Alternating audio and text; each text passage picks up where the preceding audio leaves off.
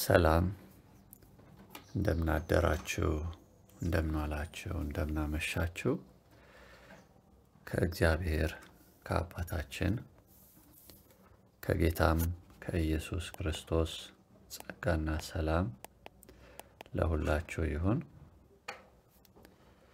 እግዚአብሔር እንደወደደ እንደፈቀደ ዛሬ ደግሞ የእግዚአብሔር ዋና ሐሳብ የሆነውን መዳንን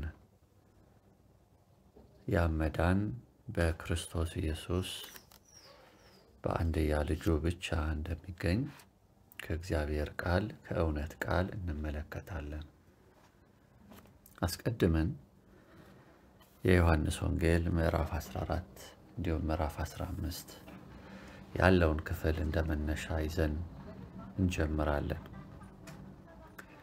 ዋና ርዕሳችን መዳንም በሌላ በማንም የለም፣ እንድንበት ዘንድ የተሰጠን ስም ኢየሱስ ክርስቶስ ብቻ ነው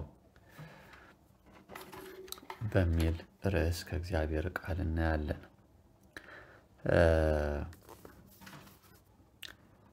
ከሁሉም አስቀድመን እግዚአብሔር በነገር ሁሉ እንዲረዳን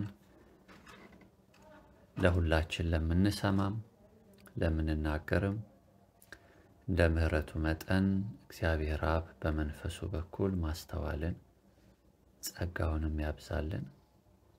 የእግዚአብሔርን ቃል በዚህ ዘመን በዚህ ጊዜ በዚህ ሰዓት አሁን መስማት እንድንችል ቃሉን መቀበል እንዲሆንልን ቃሉ በእምነት ከልባችን ጋር እንዲዋሃድ በኢየሱስ ክርስቶስ ስም ጸልያለሁ።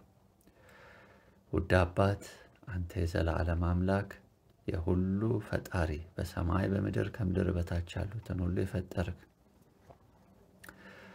እውነተኛ አምላክ የሆንክ እግዚአብሔር ሆይ የቃልህን እውነት በሐዋርያትም በነቢያትም ከሁሉ በሚበልጥ በአንድያ ልጅ በኢየሱስ ክርስቶስም እንደተናገርክ እንዳስተማርክ መዳን የሚገኝበትን እውነትም በኢየሱስ እንዳለ ቃል እንደሚናገር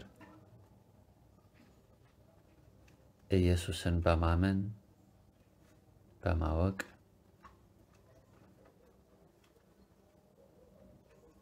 እርሱን አውቀን በእርሱ አምነን የዘላለምንም ሕይወት በማግኘት የሰው ልጆች ሁሉ እንድን ዘንድ ትፈልጋለህና በመስቀል ላይ በሥጋው የታረደውን ልጅህን ኢየሱስን በማመን ሕይወት እንዲሆን መዳን ለፍጥረት ሁሉ ለሰው ዘር በሙሉ የሰጠኸው በኢየሱስ ክርስቶስ በኩል መሆኑንም ከቃል በማወቅ እረፍት እንዲሆን ትውልድ የሰው ዘር ከመቅበዝበዝ እንዲተርፍ ከማያድን የውሸት ዕውቀቶች የውሸት አስተምህሮቶች ራሱን እያራቀ ወደሚያድነው ልጅ ወደ ኢየሱስ ክርስቶስ ወደ እውነተኛው ቤዛችን ወደ እውነተኛው አምላክ ወደ እውነተኛው መድኃኒት እና ታዳጊ እንድንመጣ በኢየሱስ ስም ለሁላችንም እጸልያለሁ። ወደ እውነት የመጡን በእውነት እንዲጸኑ በኢየሱስ ስም እጸልያለሁ እስከ መጨረሻው። እግዚአብሔር ሆይ እናከብርሃለን። ዛሬም ኢየሱስ ክርስቶስን ብቻ አንድያ ልጅህን ብቻ በመንፈስ ቅዱስ በኩል ከፍ ከፍ አድርገው እርሱን የምናይበትን ዓይኖች ስጠን፣ እርሱን የምንሰማበት ጆሮዎች ስጠን፣ እርሱን የምናስተውልበት የምናምንበት ልብ ስጠን በኢየሱስ ስም አሜን።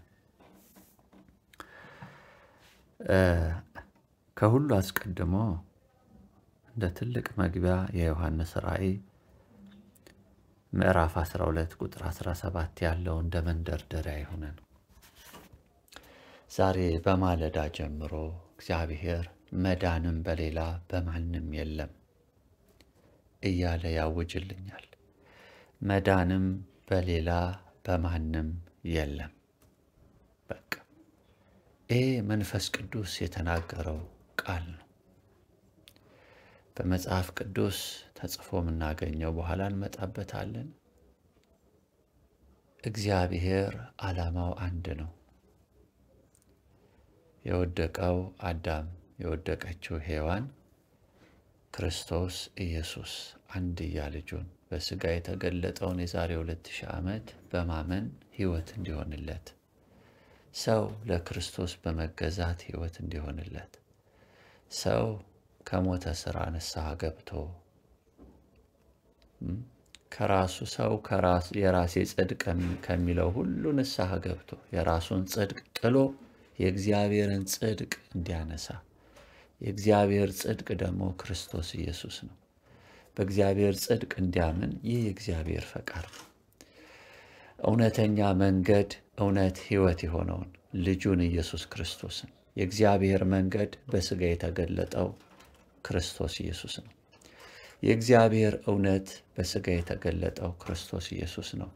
የእግዚአብሔር ሕይወት የሚያድን ሕይወት በሥጋ የተገለጠ ክርስቶስ ኢየሱስ ነው ለዘላለም። ስለዚህ ወደዛ እውነት ያንን እውነት ማሳየት መግለጥ ይሄ እግዚአብሔር ዓላማ ነው። በብሉይ ኪዳንም ከብሉይ ኪዳን በፊትም አሁንም በአዲስ ኪዳን ለዘላለምም የእግዚአብሔር ሐሳብ ክርስቶስ ኢየሱስን መግለጥ ነው። ሁላችንን ወደ ክርስቶስ ማቅረብ በክርስቶስ ደግሞ ወደ ራሱ ማቅረብ። ራእይ 12 ቁጥር 17 እንደዚህ ይላል፣ ዘንዶውም በሴቲቱ ላይ ተቆጥቶ የእግዚአብሔርን ትእዛዛት የሚጠብቁትን የኢየሱስም ምስክር ያላቸውን ከዘሯ የቀሩትን ሊዋጋ ሄደ። ሃሌሉያ። ዘንዶ የሰው ዘር ቅድመ ጠላት የነበረው አሁንም የሰው ዘር ጠላት የሆነው በእግዚአብሔር ላይ አምጾ ከመንግሥተ ሰማይ የተወረወረው የተጣለው አብረውት ስተወደቁ መላእክት ደግሞ የወደቁ መላእክት የሚባሉ ከዛም አጋንንት የሚባሉ የቀደመው እባብ አሁን ዘንዶ የተባለው ዲያብሎስ ነው፣ ሰይጣን ነው። ዓላማውም ማሳት ነው። ሰዎችን ማሳት፣ ከእግዚአብሔር ማሳት፣ ከእግዚአብሔር እንዲርቁ ሰዎች ከእግዚአብሔር እንዲለያዩ ብዙ አይነት የውሸት የስህተት የሚያጠፋ አስተምህሮቶችን ማስገባት ነው። ኢየሱስ ጌታ ነው። የዲያብሎስን ክፉ ሐሳብ አንስተው ዲያብሎስ መልካም ሐሳብ ብሎ ቢያመጣም ክፉ ነው። ዓላማው ማሳት ነው። ዓላማው መግደል ነው። ዓላማው ማጥፋት ነው። ጌታችን አምላካችን መድኃኒታችን ኢየሱስ ክርስቶስ በሐዋርያት ሥራ ምዕራፍ 10 ላይ እንደተናገረ እኔ መልካም እረኛ ነኝ አለ። የበጎች በር ነኝ አለ ኢየሱስ። ሌባው ግን አለ ዲያብሎስ ግን ወይም የእርሱ ተከታዮች ዲያብሎስ የሰፈረባቸው ሃይማኖተኛ ነን የሚሉ ዲያብሎስ የሰፈረባቸው እግዚአብሔር የለም የሚሉ ዲያብሎስ የሰፈረባቸው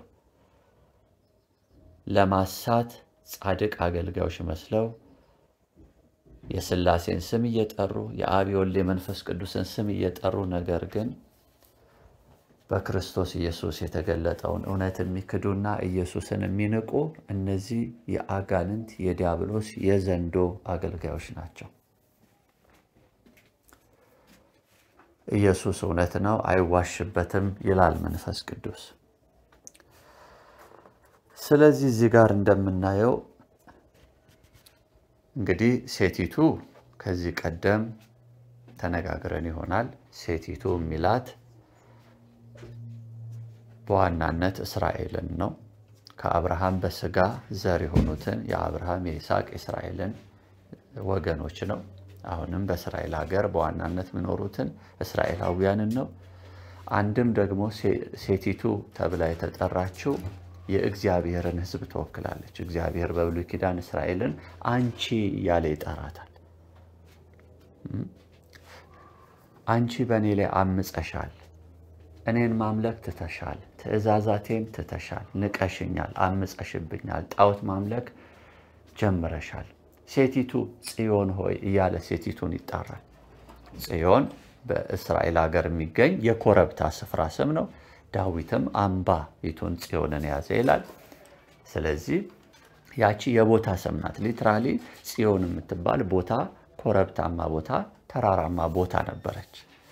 በዛ ቦታ የሚኖሩ ዳዊትና ወገኖቹ እስራኤላውያን በሙሉ ጽዮናውያን ይባላሉ ማለት ነው። በዛሽ በጽዮን የሚኖሩ ልክ አሁን በአዲስ አበባ የምንኖር ሰዎች አዲስ አበቤዎች እንደምንባል፣ በጎንደር የሚኖሩ ሰዎች ጎንደሬዎች እንደሚባሉ፣ በነቀምት የሚኖሩ ሰዎች የነቀምት ሰዎች ነቀምቴዎች እንደሚባሉ፣ በካሊፎርኒያ የሚኖሩ ሰዎች ካሊፎርኒያኖች እንደሚባሉ፣ እዛ አካባቢ በቦታው ስም እንደሚጠሩ እንደዚሁ ጽዮን በምትባል እስራኤል ውስጥ በምትገኝ ተራራማ ኮረብታማ ስፍራ ዳዊትና ንጉስ ዳዊትና ወገኖቹ እስራኤል ይኖሩ ስለነበር ጽዮናውያን ይባላሉ።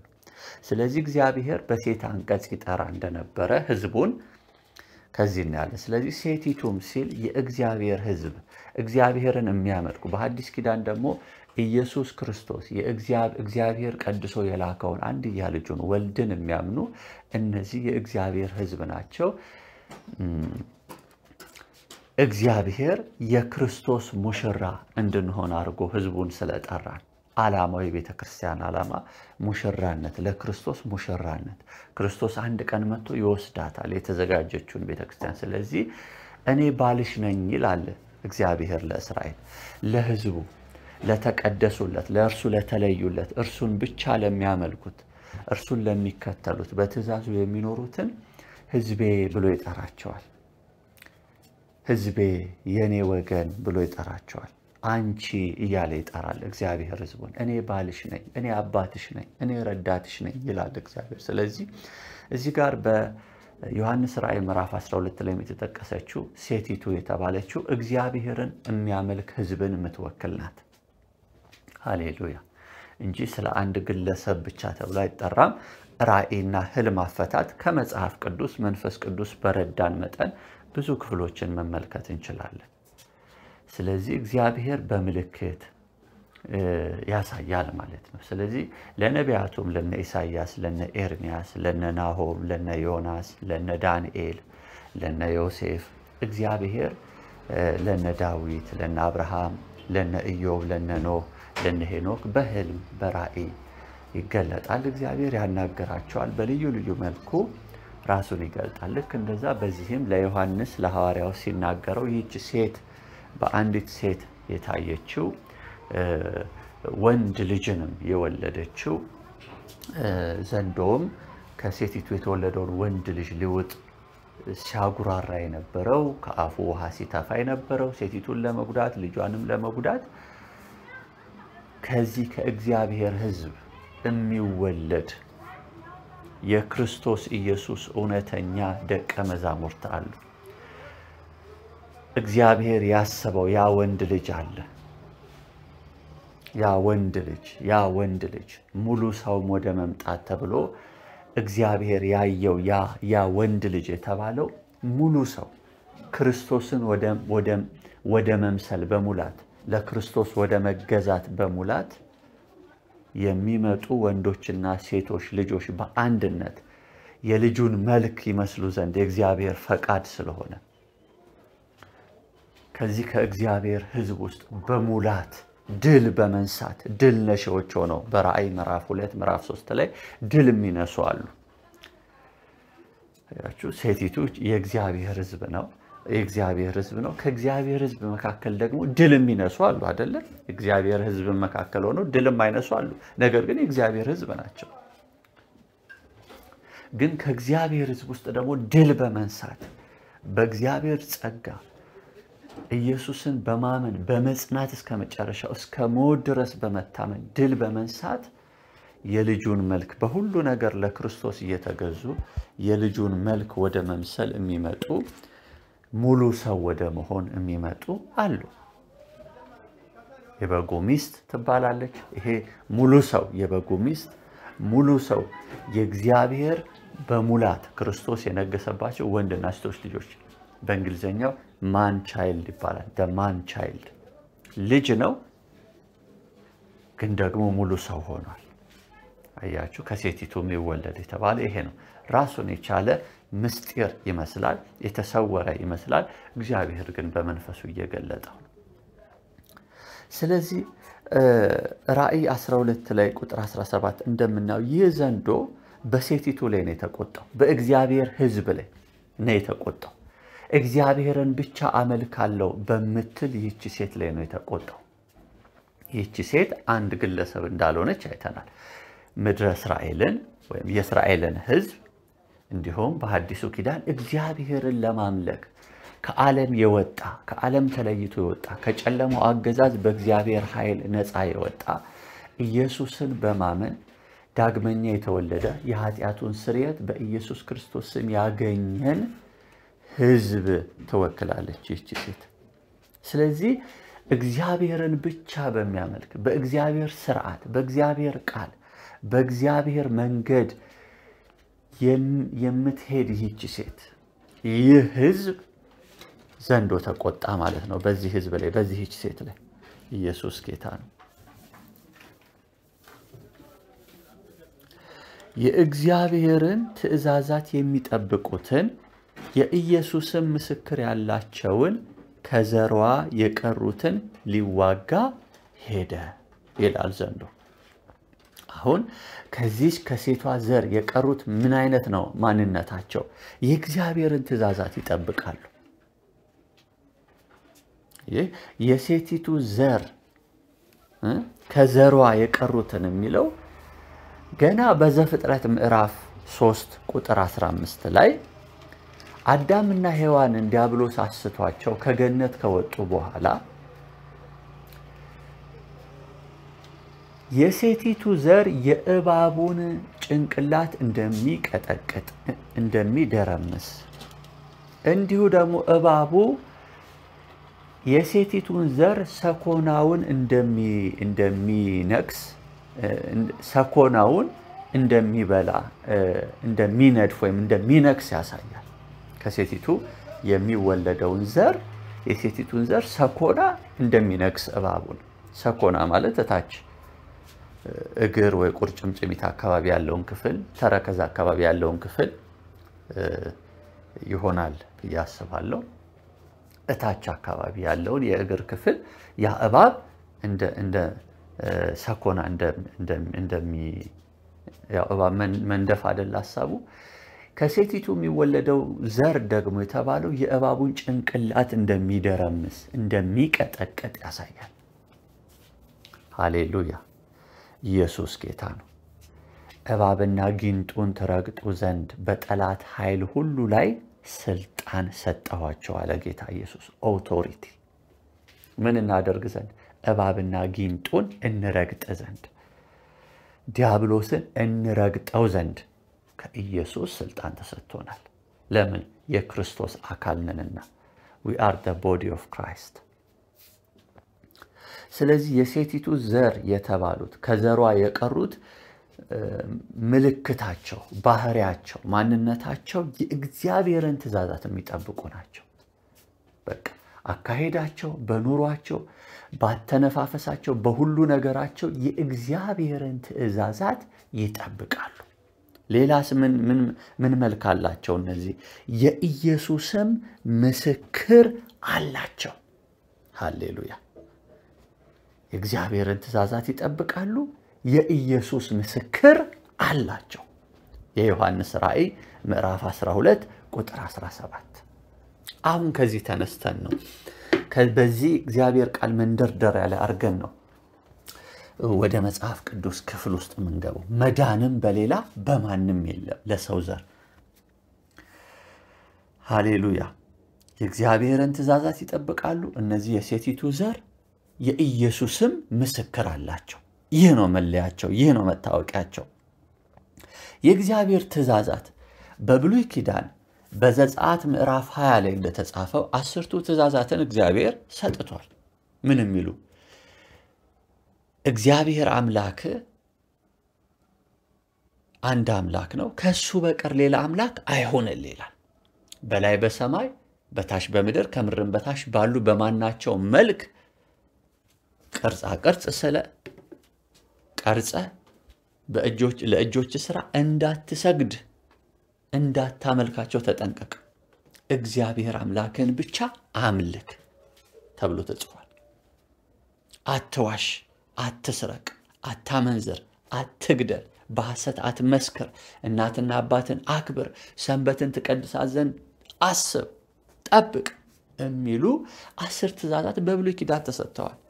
በአዲሱ ኪዳን በክርስቶስ ኢየሱስ ጸጋና እውነት ሲመጣልን ደግሞ ኢየሱስ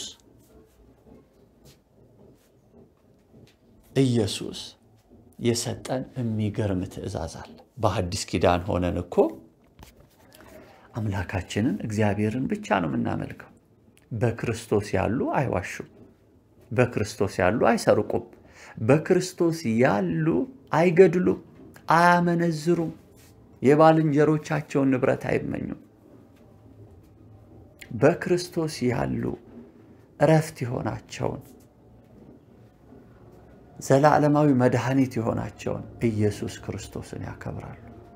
የጌታ ማንነት በሕይወታቸው ላይ ተገልጧል። ኢየሱስ ጌታ ሆኗቸዋል። ኢየሱስ መምህር ሆኗቸዋል። ኢየሱስ መሪ እና እረኛ ሆኗቸዋል። ኢየሱስ አምላክና ረዳት ሆኗቸዋል። አሁን በክርስቶስ የተሰጠንን ትእዛዝ፣ ይህ የእግዚአብሔር ትእዛዝ የአዲሱ ኪዳን ትእዛዝ ምንድነው ስንል ከዮሐንስ ወንጌል ምዕራፍ 14 ላይ እንመጣለን። ሐዋርያው ዮሐንስ በመንፈስ ቅዱስ ምሪት የጻፈውን የኢየሱስ ክርስቶስን የምስራች ወንጌል፣ የኢየሱስ ክርስቶስን የማዳን ወንጌል እንመለከታለን። ጌታ የእግዚአብሔርን ትእዛዛት በምን መልኩ ነው የሰጠን? በአዲሱ ኪዳን ኢየሱስ ጌታ ነው። በእኔ እመኑ በአባቴም እመኑ አለ ጌታ ኢየሱስ። በእግዚአብሔር እመኑ በእኔም ደግሞ እመኑ አለ። ሃሌሉያ። ልባችሁ አይታወክ። የዮሐንስ ወንጌል ምዕራፍ 14 አሁን የምናነበው ከቁጥር 15 እስከ 27 ያለውን ነው። የእግዚአብሔርን እውነት ይኸው ልብ ብላችሁ ተመልከቱ። በዚህ ዘመን ዝም ብሎ መሯሯጥ አያስፈልግም። ዝም ብላችሁ አትሯሯጡ ወንድሞቼ እህቶቼ።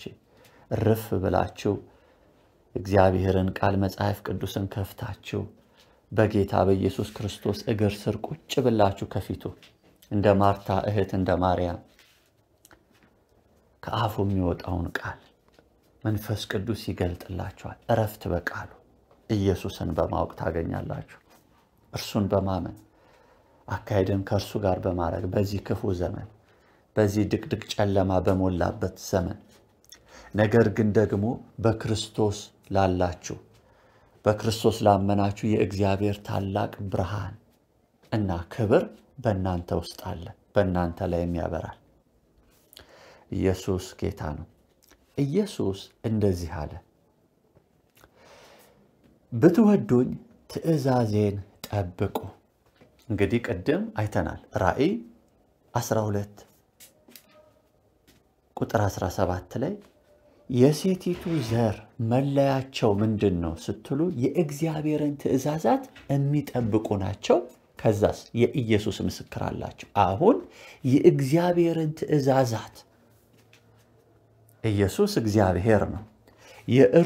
ከእርሱ የተነገረን ትእዛዛት በስጋው ተገልጦ እዚህ ምድር ላይ ከሰማይ ሰማያት ከአብ ዘንድ ወደዚህ ምድር የወረደው የዛሬ 2000 ዓመት ኢየሱስ በመስቀል ላይ በስጋው ተሰቅሎ ሞቶ ተቀብሮ በሶስተኛው ቀን በአብ ክብር ከሙታን ተነስቶ በ40ኛው ቀን አርጎ በ33 ዓመት ተኩል ጊዜ ላይ በነበረ ጊዜ በዚህ በስጋ እድሜው ማለት ነው እንጂ እሱ እድሜ ማይቆጠርለት ዘመንም ማይሰፈርለት በዚህ ጊዜ ተነሳ ማይባል አልፋና ኦሜጋ ዓለማትን ሁሉ የፈጠረ ሰማይ ምድሩን የፈጠረ ሰዎችን ሁሉ የፈጠረ መላእክትን የፈጠረ የእግዚአብሔር ቃል ነው በስጋ የተገለጠው ኢየሱስ። እርሱ ኢየሱስ ያስተማረው ምንድነው? ትእዛዛቱ። በስጋ ሲመላለስ ምን አስተማረ? ከእርገቱስ በኋላ ምን ተናገረን? በመንፈስ ቅዱስ በኩል በሐዋርያት አድርጎ ምን ተናገረን እናያለን። ምክንያቱም የሴቲቱ ዘር ከተባሉት መካከል ነን እኛ። የእግዚአብሔርን ትእዛዝ የምንጠብቅ የኢየሱስ ምስክር ያለን ነን እኛ። የእግዚአብሔር ወንዶችና ሴቶች ልጆች ነን። እቺ ሴቲቱ እግዚአብሔርን የምታመልክ ሕዝብን ታሳያለች ብያቸዋለሁ። ንስሐ ገብታ በክርስቶስ ኢየሱስ ያመነች ጌታን የምታመልክ እግዚአብሔር አምላክ የሆናት እግዚአብሔር መድኃኒት የሆናት እግዚአብሔር ጌታ የሆናት እግዚአብሔርን ብቻ የምታመልክ ከሰይጣን ጋር ማትገናኝ ህብረት የሌላት ከጨለማው ጋር ኢየሱስ ጌታ የሆናት ኢየሱስ መድኃኒት የሆናት ኢየሱስ ቤዛ የሆናት በኢየሱስ ደም የታጠበች አዲስ ፍጥረት የሆነች ለእግዚአብሔር የተለየችን ሕዝብ ታሳያለች። ይህች ሴት ትወክላለች። ይህች ሴት ስለዚህ የዚህች ሴት ዘር የሚለው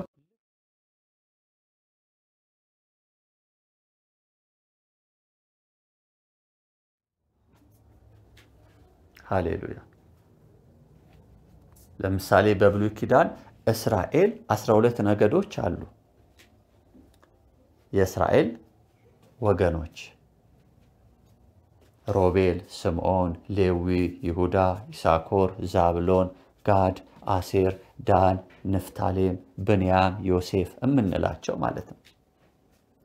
ልክ እንደዛ ይህች ሴት በክርስቶስ ኢየሱስ ያመነውን በምድር ዙሪያ ያለነውን እንዲሁም በሰማይ የምድር አገልግሎታቸውን ጨርሰው የሄዱትን ኢየሱስን ያከበሩትን ለእግዚአብሔር ቃል የታዘዙትን ቅዱሳንን ሁሉ የምትወክል ናት። ይህች ሴት አንድ ሴት አይደለችም። በተናጠል አንድ ሴት አይደለችም። በራእዩ እግዚአብሔር በምሳሌ ስለሚናገር በራእዩ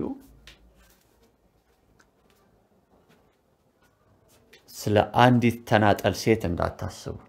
እግዚአብሔርን ለማምለክ ከጨለማው ስልጣን በክርስቶስ ነፃ የወጣን ሕዝብ አስቡ። ስለዚህ ሴት ስታስቡ ስለዚህ ዘሯም የሚለው በቃ ክርስቶስ ኢየሱስን በማመን የእግዚአብሔርን ትእዛዛት የሚጠብቁትን ያሳያል። በዚህ ምድር ያሉትን ስለዚህ ብትወዱኝ ትእዛዜን ጠብቁ አለ ጌታ ኢየሱስ።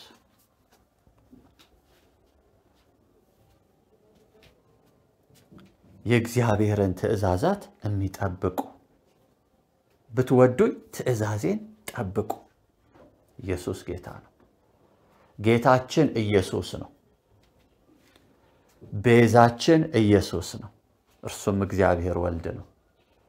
ተስፋችን ኢየሱስ ነው። እረኛችን ኢየሱስ ነው።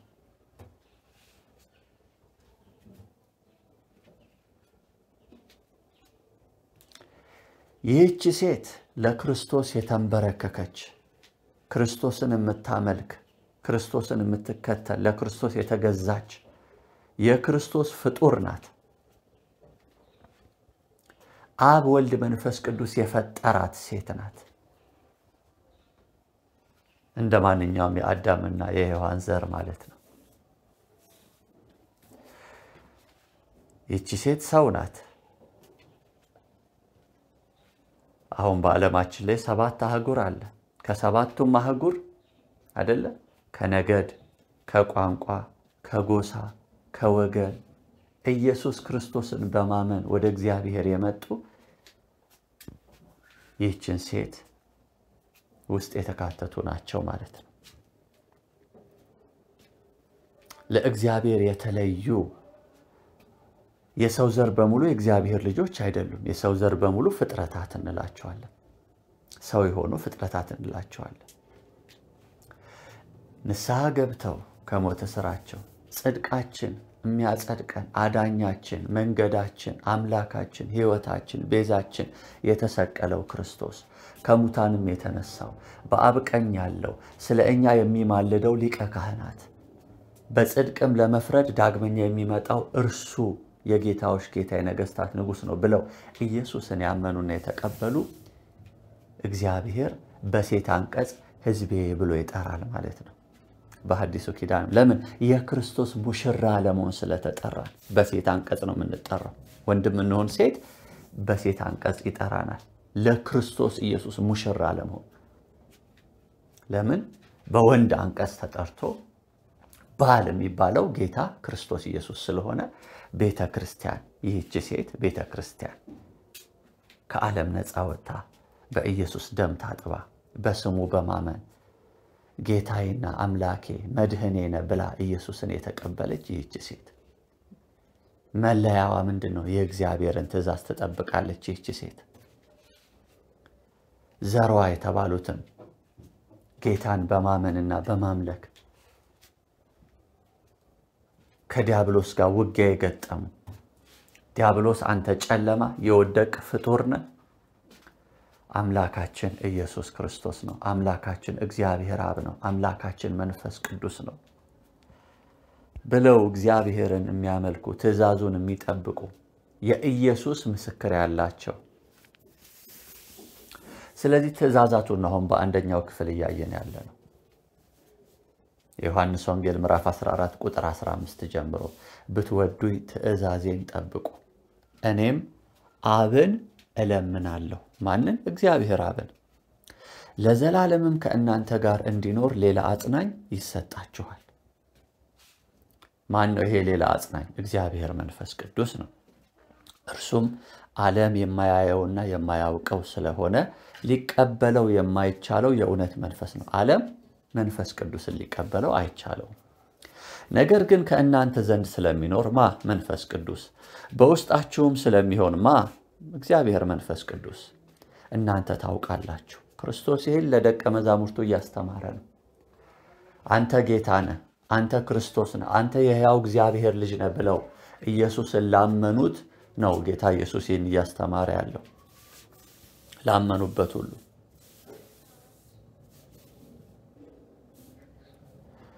ወላጆች እንደሌላችሁ ልጆች አልተዋችሁም፣ ወደ እናንተ መጣለሁ። ገና ጥቂት ዘመን አለ፣ ከዚህም በኋላ ዓለም አያየኝም፣ እናንተ ግን ታዩኛላችሁ። ሃሌሉያ። ዓለም አሁን ኢየሱስን እያዩ አይደለም፣ እኛ ግን እያየነው ነው ጌታችን ኢየሱስ ክርስቶስን። ለምን? መንፈስ ቅዱስ ከኛ ጋር ስላለ ኢየሱስ ክርስቶስን ያሳየናል፣ ክርስቶስን ይገልጥልናል፣ ያበራልናል። እኔ ሕያው ነኝና ሃሌሉያ፣ እናንተ ደግሞ ሕያዋን ትሆናላችሁ። እኔ በአባቴ እንዳለሁ እናንተም በእኔ እንዳላችሁ እኔም በእናንተ እንዳለሁ በዚያን ቀን ታውቃላችሁ። ትእዛዜ በእርሱ ዘንድ ያለችው የሚጠብቃትም የሚወደኝ እርሱ ነው። ተመልከቱ። ራእይ 12 ቁጥር 17 ላይ የእግዚአብሔርን ትእዛዛት የሚጠብቁት እነዚህ የሴቲቱ ዘር የተባሉ ዘንዶ የሚዋጋቸው ኢየሱስ በዮሐንስ 14:21 ላይ ትእዛዜ በእርሱ ዘንድ ያለችው አለ፣ የሚጠብቃትም የሚወደኝ እርሱ ነው አለ። የሴቲቱ ዘር ጌታ ኢየሱስ ክርስቶስን ይወዳል፣ ጌታን ያከብራል እንጂ ጌታን አይንቅም፣ ጌታን አያቃልልም። የሴቲቱ ዘር ኢየሱስ ክርስቶስን ይወዳል። ምን በማድረግ? ትእዛዙን በመጠበቅ።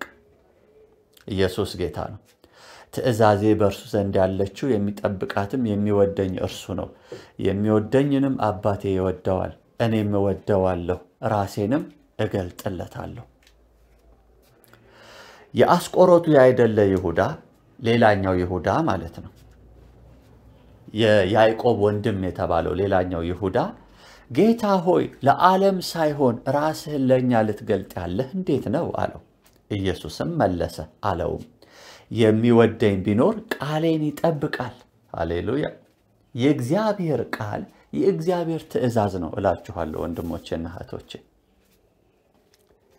በዮሐንስ 14:24 ላይ ጌታ እንደተናገረ ቁጥር 23 ላይ ይቅርታ፣ ኢየሱስም መለሰ አለውም የሚወደኝ ቢኖር ቃሌን ይጠብቃል። ስለዚህ እዛ ራእይ 12:17 ላይ ያሉት የሴቲቱ ዘር የተባሉት ኢየሱስ ክርስቶስን የሚወዱ ናቸው። ለምን? የእግዚአብሔርን ትእዛዛት ይጠብቃሉ፣ የሚጠብቁ ናቸው ተብሎላቸዋል። እዚህ ጋር ጌታ ኢየሱስ በዮሐንስ ወንጌል 14:23 ላይ የሚወደኝ ቢኖር ቃሌን ይጠብቃል አለ። ስለዚህ ትክክለኛ የክርስቶስ ኢየሱስ ደቀ መዛሙርት የሴቲቱ ዘር የተባሉት ጌታ ኢየሱስን የሚወዱ ናቸው። ለምን? መለያቸው የእግዚአብሔርን ቃል መጠበቅ ነው። አንደኛው መለያቸው። አባቴም ይወደዋል። ማንን? ቃሌን የሚጠብቅ ሰውን ማለት ነው። ወደ እርሱም እንመጣለን፣ በእርሱም ዘንድ መኖሪያ እናደርጋለን። እግዚአብሔር አብና እግዚአብሔር ወልድ ወልድ የተባለው ጌታ ኢየሱስ ክርስቶስ ነው። ስለዚህ እግዚአብሔር አብና እግዚአብሔር ወልድ ወደዛ ሰው የክርስቶስ ኢየሱስን ቃል ወደሚጠብቅ ሰው የእግዚአብሔርን ትእዛዝ ወደሚጠብቅ ሰው ይመጣሉ። አብና ወልድ በዛ ሰው ውስጥም ይኖራሉ። አባቴም ይወደዋል፣ እርሱም ወደ እርሱም እንመጣለን፣ በእርሱም ዘንድ መኖሪያ እናደርጋለን። የማይወደኝ ቃሌን አይጠብቅም። ሃሌሉያ። አያችሁ፣ ኢየሱስ ክርስቶስን የማይወድ ሰው የጌታን ቃል የማይጠብቅ ሰው ነው። የጌታን ቃል የማይጠብቅ ሰው ስታዩ ኢየሱስን አይወድም። የፈለገ እኔ ኢየሱስን እወዳለሁ፣ ኢየሱስን አፈቅራለሁ ምናምን ቢል እንኳ በህይወቱ በአካሄዱ በኑሮው የጌታን ቃል የማይጠብቅ ሰው ውሸታም አሳች ነው። የማይወደኝ ቃሌን አይጠብቅም። የምትሰሙትም ቃል የላከኝ የአብ ቃል ነው እንጂ የእኔ አይደለም ማለት። ጌታ ሲናገር በእሱ ውስጥ አብ ነበር ሲናገር የነበረው ማለት ነው። በክርስቶስ ኢየሱስ ሆኖ እግዚአብሔር አብ ራሱ ዓለምን ከራሱ ጋር ያስታርቅ ነበር እንደተባለ በዮሐንስ ወንጌል ምዕራፍ 14 ወደ ላይ ቁጥር 9 ቁጥር 10 ላይ ስታዩ በእኔ አብ እንዳለ እመኑኛል፣ በእኔ ውስጥ አብ አለ እያለ ነው ጌታ ኢየሱስ። እኔም ደግሞ በአብ ውስጥ አለሁ እያለ ነው ጌታ ኢየሱስ። ስለዚህ ኢየሱስ እየተናገረ ያለው ቃል የራሴ ቃል አይደለም፣ የአብ ቃል የአባቴ ቃል ነው አለ። ቁጥር 25 ከእናንተ ዘንድ ስኖር ይህን ነግሬያችኋለሁ፣ አብ በስሜ የሚልከው ግን አያችሁ መንፈስ ቅዱስ የሆነው አጽናኝ መንፈስ ቅዱስ በኢየሱስ ስም ነው የተላከው ወደዚህ ምድር ወደሚያምኑት ሁሉ። እርሱ ሁሉን ያስተምራችኋል፣ እኔም የነገርኋችሁን ሁሉ ያሳስባችኋል።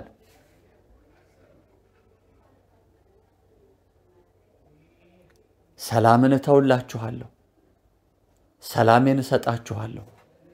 እኔ የምሰጣችሁ ዓለም እንደሚሰጥ አይደለም። ልባችሁ አይታወክ አይፍራም። ምዕራፍ 15 ከቁጥር 7 እስከ 14 እንስማ። አሁን የእግዚአብሔር ትእዛዝ ምንድነው የሚለውን እያየን ነው። ልብ በሉ።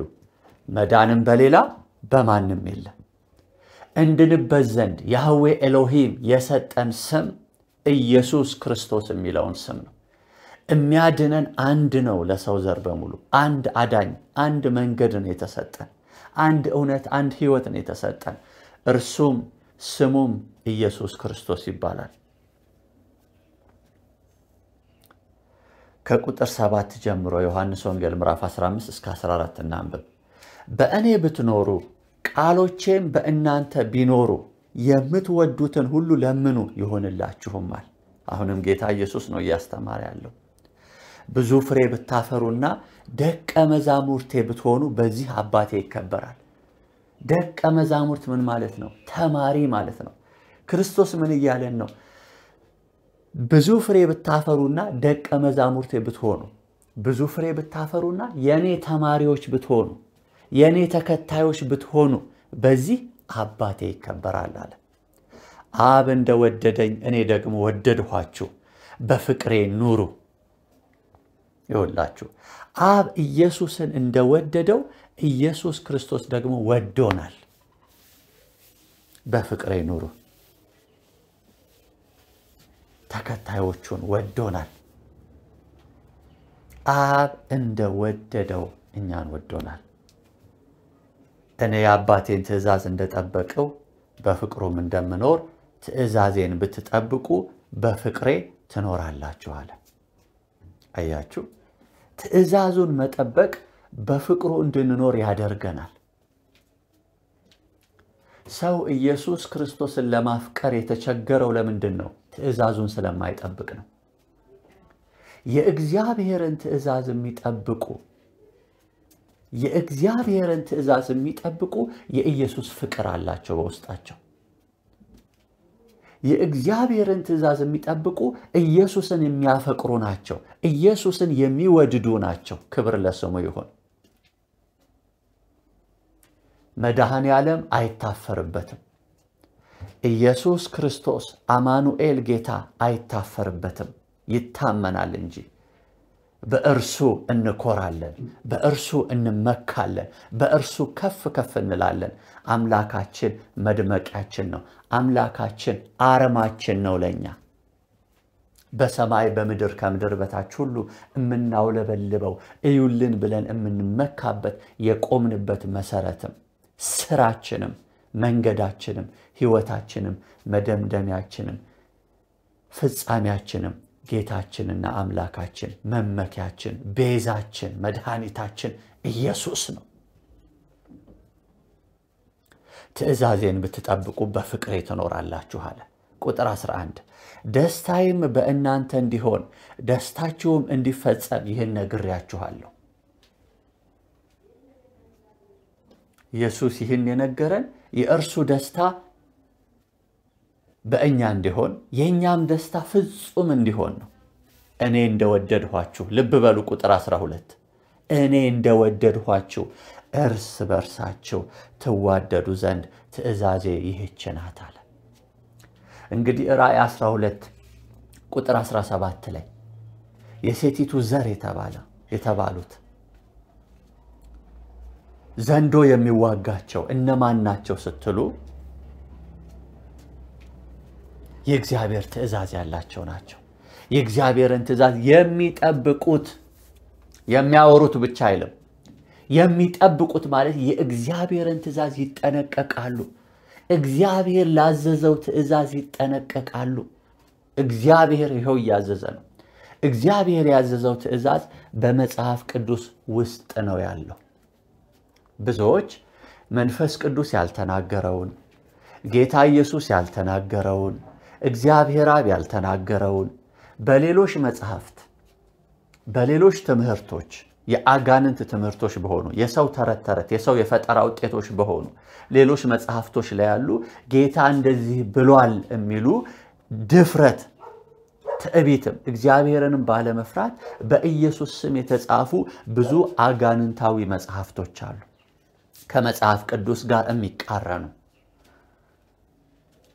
የእግዚአብሔርን ትእዛዛት መጠበቅ ማለት በአጋንንታዊ ከመጽሐፍ ቅዱስ በሚቃረኑ ሌሎች መጽሐፍቶች ውስጥ የተጻፉትን መጠበቅ ማለት አይደለም መድኃኔ ዓለም እንደዚህ ብሏል ጌታ ኢየሱስ እንደዚህ ብሏል ብለው በመጽሐፍ ቅዱስ ከተጻፈው የሚቃረን ከሆነ ያ የእግዚአብሔር ትእዛዝ አይደለም የእግዚአብሔር ትእዛዝ የሚለው ይሄው በመጽሐፍ ቅዱስ የተጻፈውን ክርስቶስ ኢየሱስ በሐዲስ ኪዳንም ተገልጦ ያስተማረውን ትእዛዝ ነው እኔ ትእዛዝ እያልኩ ያለሁት እንጂ በሰው ተረት የተፈጠሩትን አስተምህሮቶች በሌሎች መጽሐፍት ያሉትን አይደለም አዎ ክብር ለኢየሱስ ይሁን እኔ እንደወደድኋችሁ እርስ በርሳችሁ ትዋደዱ ዘንድ ትእዛዜ ይህች ናት ስለዚህ የጌታ ትእዛዝ እርሱ እንደወደደን እርስ በርሳችን እንድንዋደድ ነው ይሄንን እርስ በርስ የሚዋደድ ሰው ጌታ እንደወደደን እርስ በርሳችን ስንዋደድ የጌታ ደቀ መዛሙርት ልብ በሉ እግዚአብሔር ልጆች ልብ በሉ ክርስቶስን በማመን የጸናችሁ ልብ በሉ በኢየሱስ የማታፍሩ ወንዶችና ሴቶች ልጆች ልብ በሉ የእግዚአብሔር ውዶች ልብ በሉ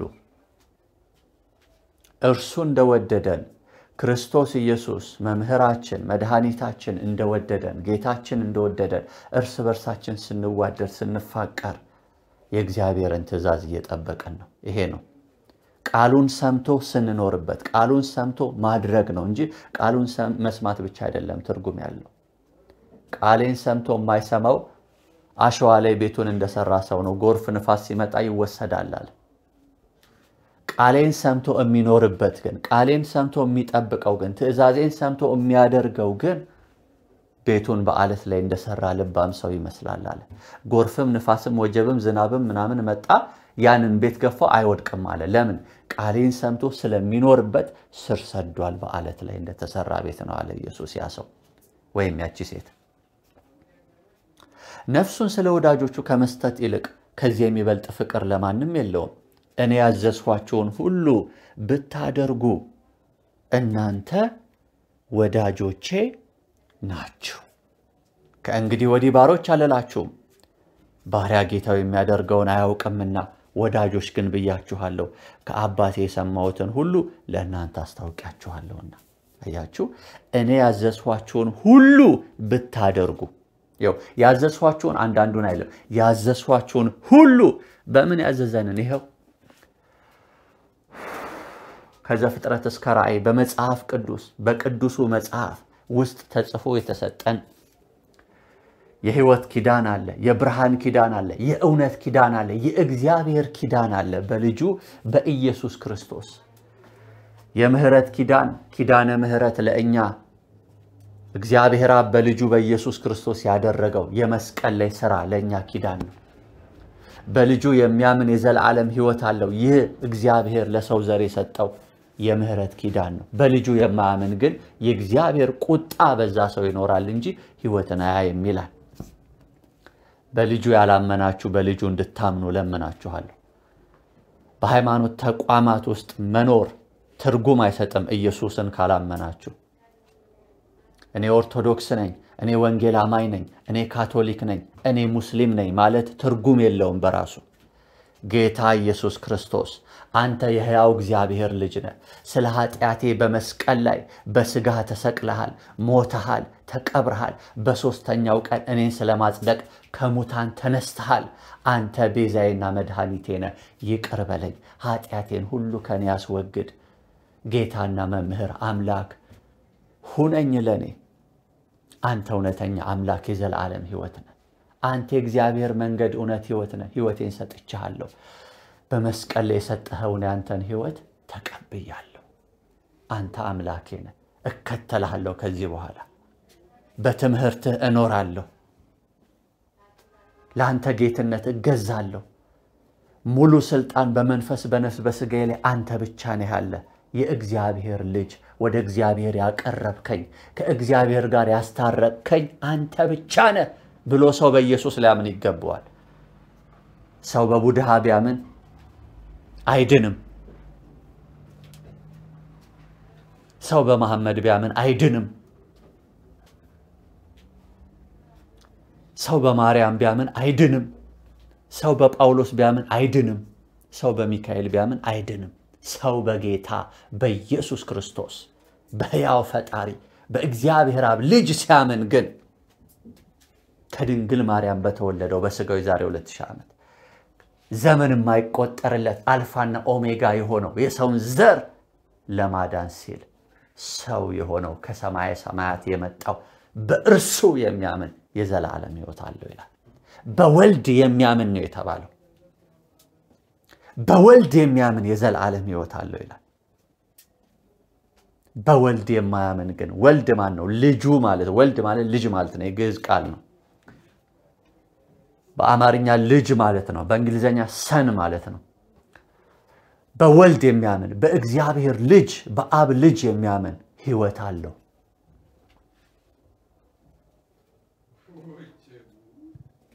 በእርሱ የማያምን ግን የእግዚአብሔር ቁጣ ይኖራል እንድናምንበት እግዚአብሔር የሰጠን አንድያ ልጁን ነው በብሉያት እነ ሙሴ የጠበቁት እነ ሄኖክ ተስፋ ያደረጉበት በእምነት የተነጠቁበት እነ አብርሃም ተስፋ ያደረጉት እነ ኢዮብ ተስፋ ያደረጉት ክርስቶስ ኢየሱስን ነው የዓለም መድኃኒት የሆነውን የዓለም ብርሃን የሆነውን ለሰው ልጆች ሰላምና ተስፋ የሆነውን እውነተኛ ቤዛ እውነተኛ ጌታ የሆነውን ክርስቶስ ኢየሱስን ነው ተስፋ ያደረጉት መንፈስ ቅዱስ ገና በብሉያት ሆኖ በአባቶች ዘመን ከድሮ ጀምሮ ከጥንት ጀምሮ የተናገረው ስለ ልጁ ስለ ኢየሱስ ነው መዳን በሌላ በማንም የለም ጌታ እንደተናገረ እኔ ያዘዝኋችሁን ሁሉ ብታደርጉ እናንተ ምን አለ ደቀ መዛሙርቴ ናችሁ እናንተ ወዳጆቼ ናችሁ አለ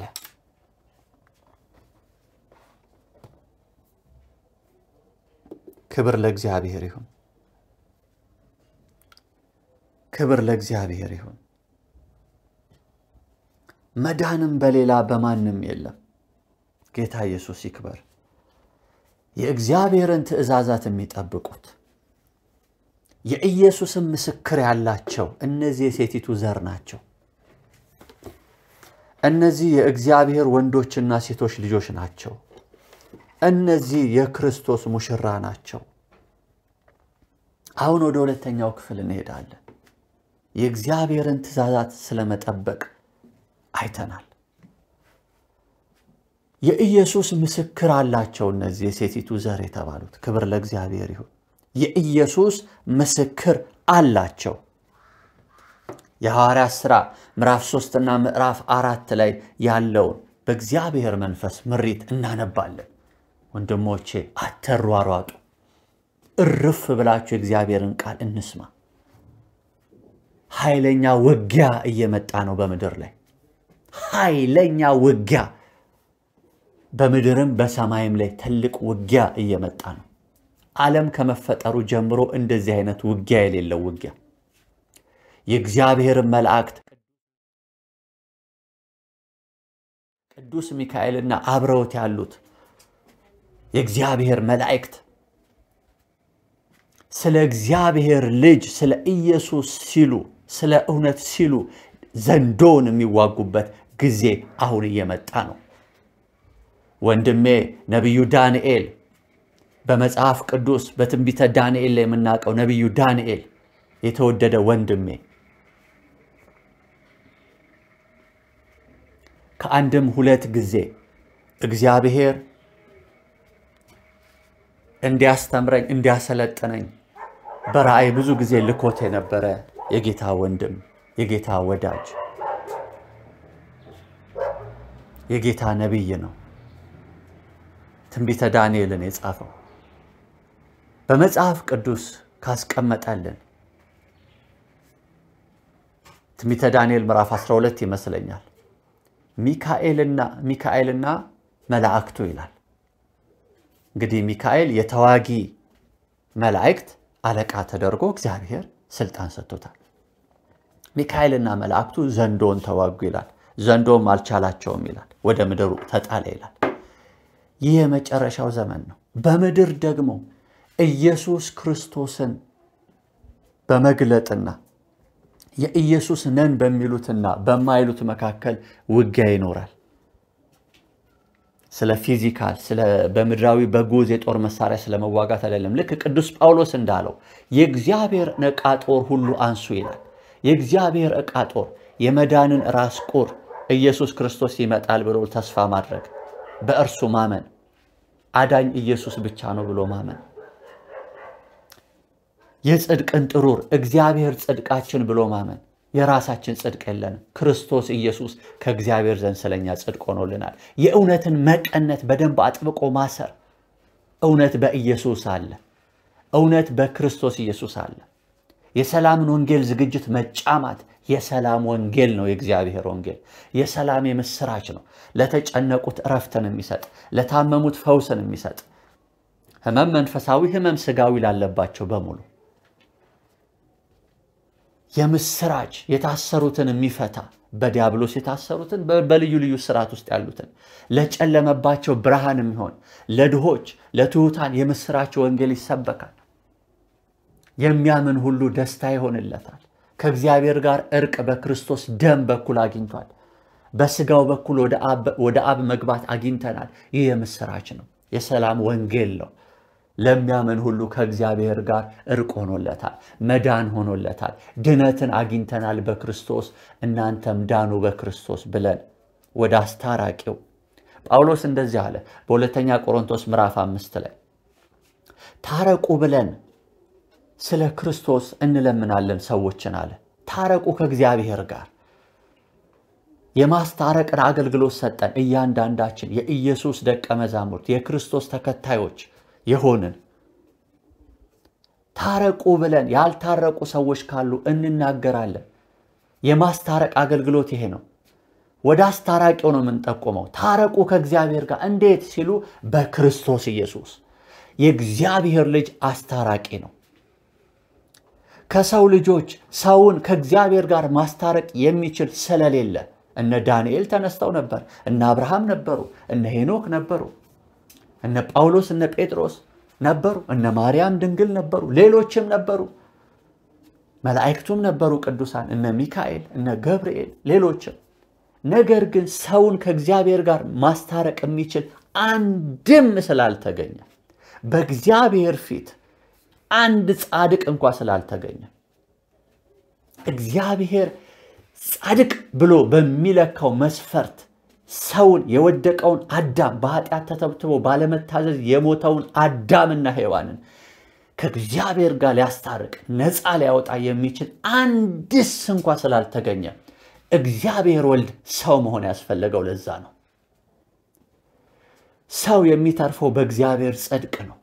ሰው ከእግዚአብሔር ጋር የሚታረቀው በእግዚአብሔር ልጅ በኢየሱስ ክርስቶስ በኩል ብቻ ነው።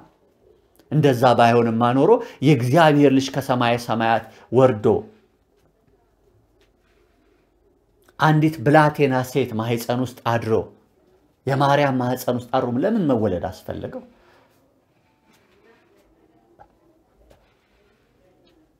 አዳኝ ስለሆነ ክርስቶስ የእግዚአብሔር ዓላማ ከዘመናት ዓለማት ከመፈጠራቸው በፊት ራሱ በክርስቶስ ነው የሰው ልጆች የዘላለም ሕይወት የሚኖራቸው በእርሱ ብቻ።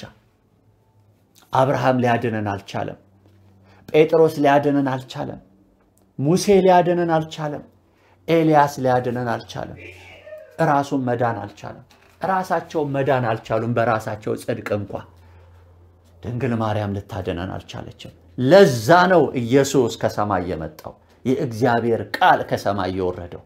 ይህንን ነው ሐዋርያትና ነቢያት በወንጌል የሰበኩልን። ታረቁ ብለን ወደ ክርስቶስ እንጠቁማለን። ወደ ክርስቶስ ቅረቡ።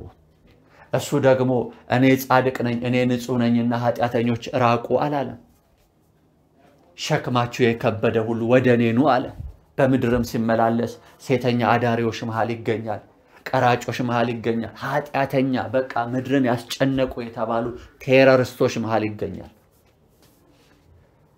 ይጋፉት የነበሩ እንደውም ሃይማኖተኛ ነን የሚሉ ናቸው ሲቃወሙት የነበሩ። አሁንም ሃይማኖተኛ ነን የምትሉ ኢየሱስን እንዳትቃወሙ በእግዚአብሔር ፍርሃትና ፍቅር እለምናችኋለሁ።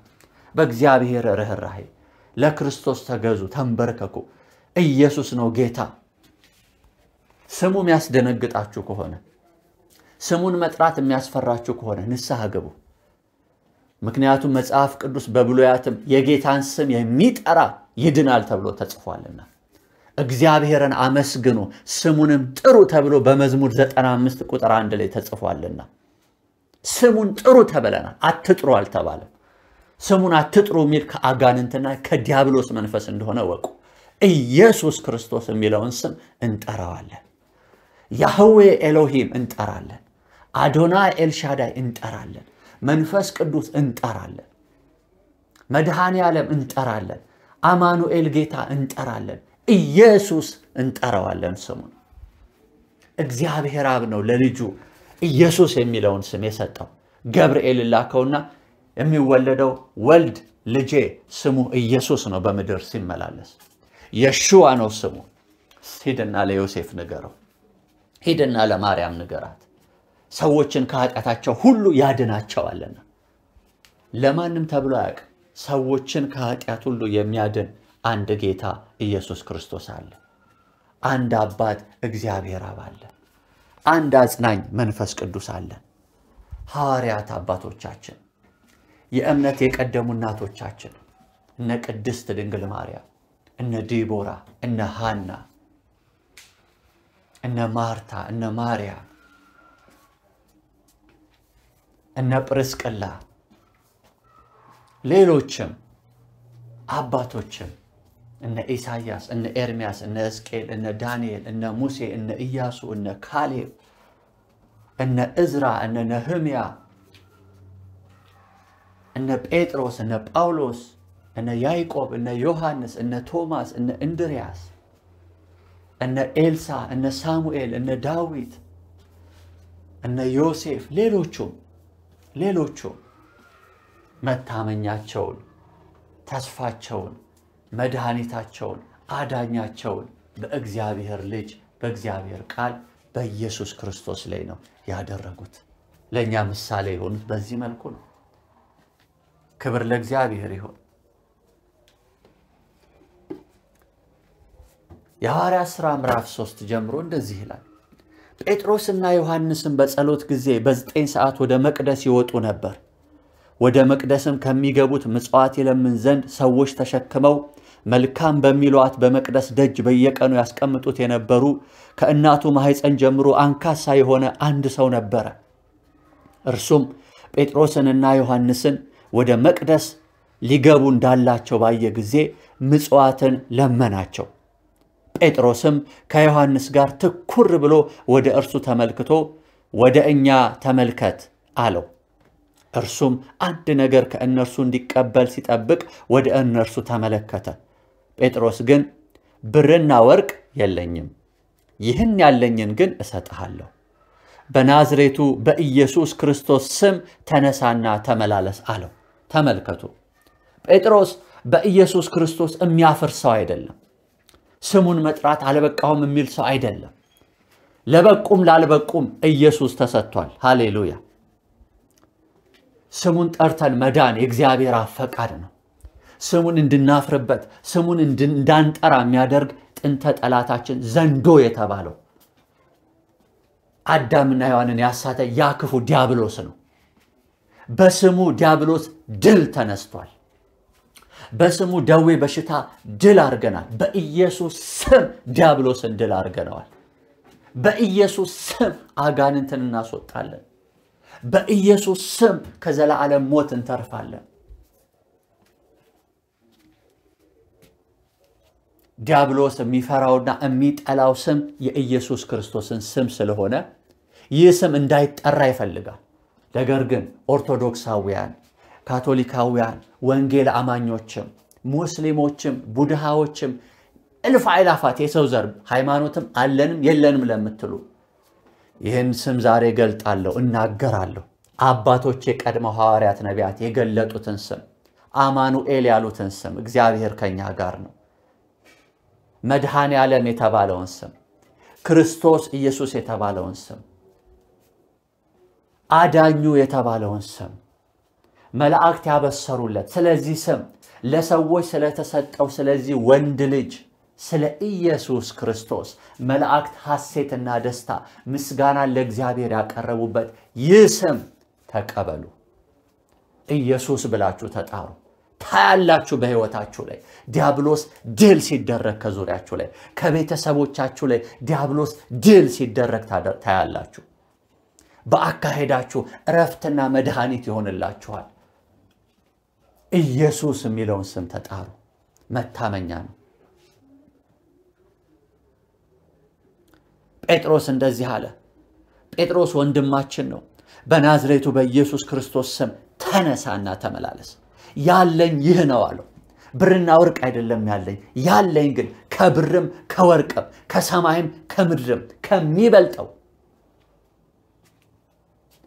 ኢየሱስ ክርስቶስ የሚለውን ስም ግን አለኝ አለ። እህቴ ምንድነው ያለሽ? ወንድሜ ምንድነው ያለ? መመኪያ ምንድነው ያለ? በህይወት ላይ አስቸጋሪ ነገር ሲመጣ የሚያስደነግጥ የሚያስጮህ ወዮ የሚያስብል ነገር ሲመጣ ያለክ ምንድነው? በብርህ ነው የምትመካው? በባንክ ባጠራቀምከው ሚሊዮንና ቢሊዮን ዶላሮች ነው የምትመካው? ወይስ በዘመድህ ነው? ወይስ በአቅምህ ነው? መሮጥ ስለምትችል ጡንቻ ስላለ በጉልበት ነው? ወይስ እህቴ በመልክሽ በውበትሽ ባለሽ የሰውነት ቅርጽ በዚህ ነው የምትመኪው? በፀጉር ርዝመት ባፍንጫ ምናምን በዚህ ነው የምትመኩት? ወይስ በእውቀት ተምረ ሊቅ ስለተባልክ ሊቀ ሊቃውንት ስለተባልክ መምህር ስለተባልክ አንቱ ስለተባልክ ነው? ባለ ዶክትሬት ባለ ፕሮፌሰር በየትኛው ነው የምትመካው? ወይስ በተወለድክበት አገርና አካባቢ ነው? ይሄ ሁሉ ከንቱ ነው፣ አይጠቅምም።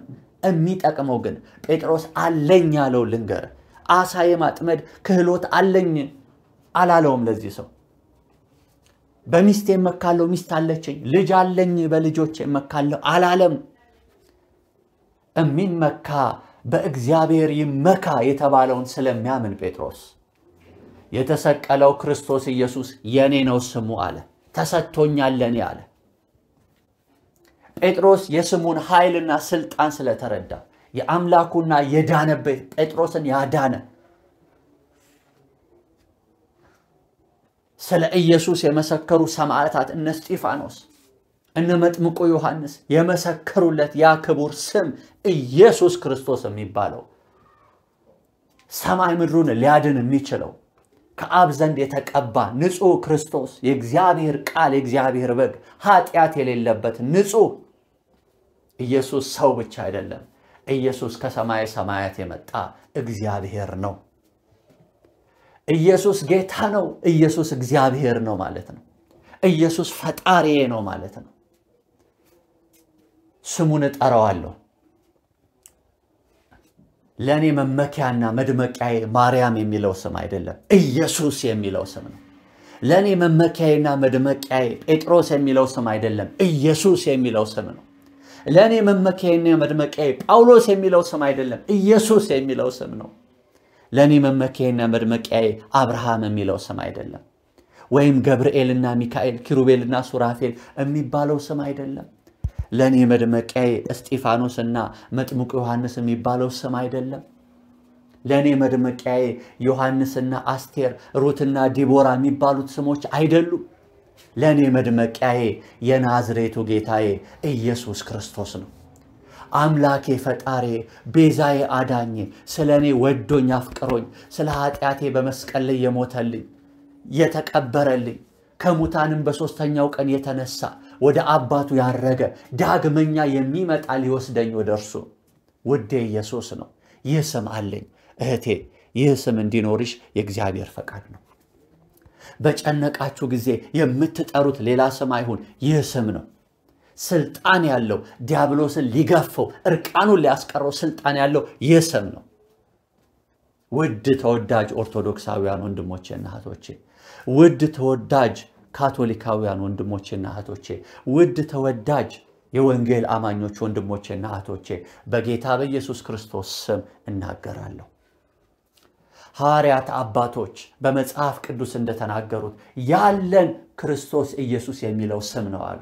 አጋንንትን ድል ያደረጉበት፣ በችግር ጊዜ ስሙን ጠርተው የተረፉበት፣ ከእሳት ከሰይፍ ከጨለማ ስሙን ጠርተው ብርሃንና ጥበቃ ይሆነላቸው፣ ስለ ስሙ መሞት መገደል እንኳን ቢያስፈልጋቸው ስሙን እየጠሩ ጌታ ኢየሱስ ሆይ ነፍሴን አደራ ነፍሴን ተቀበል እያሉ በዙፋኑ ላይ ከአባቱ ቀኝ ሆኖ ያዩት ግርማዊነቱ ኢየሱስ ግርማ ሞገስ ያለው ለፍጥረታት ሁሉ ምንጭ የሕይወት መሰረት የሆነ መድኃኒት የሆነ ኢየሱስ ፍጥረታትን የፈጠረ መላእክትን የፈጠረ ኢየሱስ ሰዎችን የፈጠረ እንስሳቱን አራዊቱን አየሩን ፀሐዩን እሳቱን አፈሩን ውሃውን የፈጠረ የሚታየውንም የማይታየውንም መናፍስትን ሁሉ የፈጠረ ጌታ እግዚአብሔር ኢየሱስም መታመኛ ነው። ኢየሱስም መድመቂያ ነው፣ መመኪያ ነው። ስሙን ጥሩ። በጨለማ ያላችሁ ስሙን ጠርታችሁ ብርሃን ይሆንላችኋል። በሞት ጥላ ውስጥ ያላችሁ ስሙን ጥሩ። ኢየሱስ ሰዎችን ሁሉ ከኃጢአታቸው ያድናቸዋልና ስሙን ኢየሱስ ትለዋለህ የተባለለት ይህ ጌታ ነው።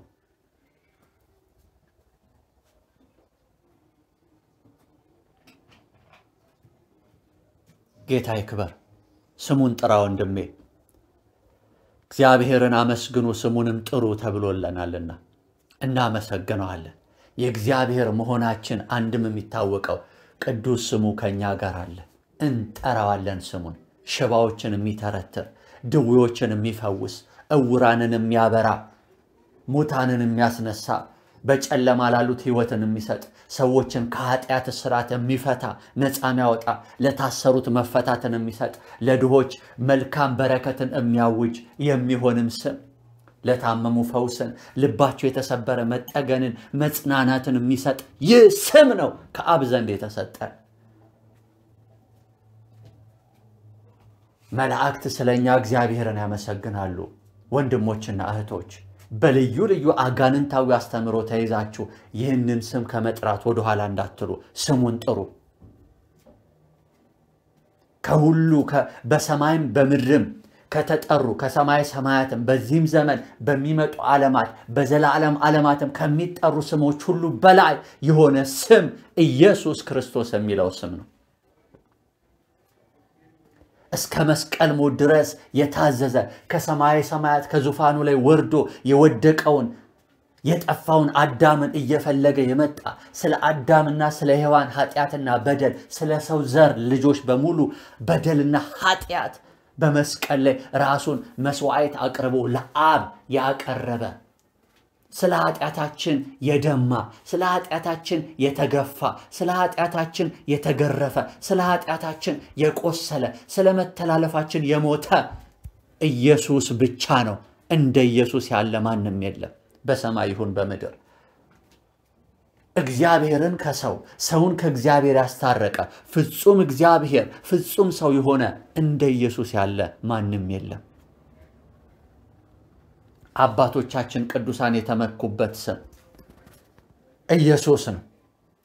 አባቶቻችን ቅዱሳንና እናቶቻችን ያስተማሩን ስም ኢየሱስ ነው። ክርስቲያኖች የምንጠራው በዚህ ስም እኮ ነው።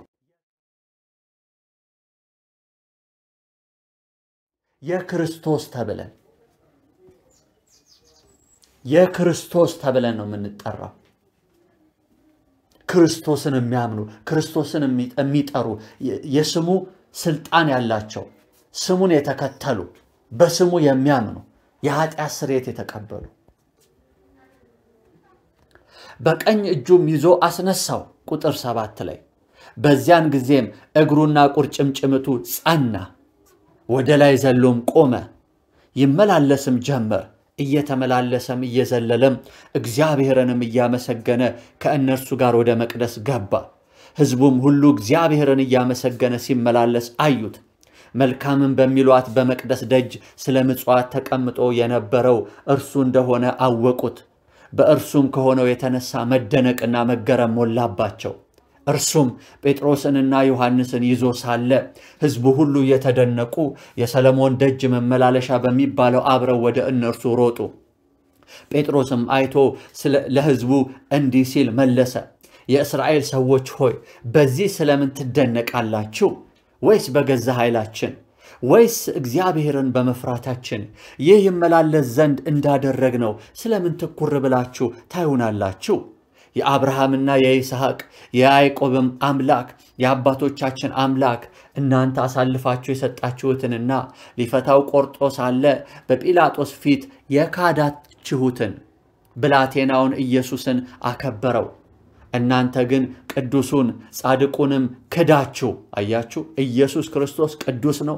ኢየሱስ ክርስቶስ ጻድቅም ነው። የእግዚአብሔር ጻድቅ የእግዚአብሔር ጽድቅም ነው እርሱ። እናንተ ግን ቅዱሱን ጻድቁንም ክዳችሁ ነፍሰ ገዳዩን ሰው ይሰጣችሁ ዘንድ ለመናችሁ፣ የሕይወትንም ራስ ገደላችሁት።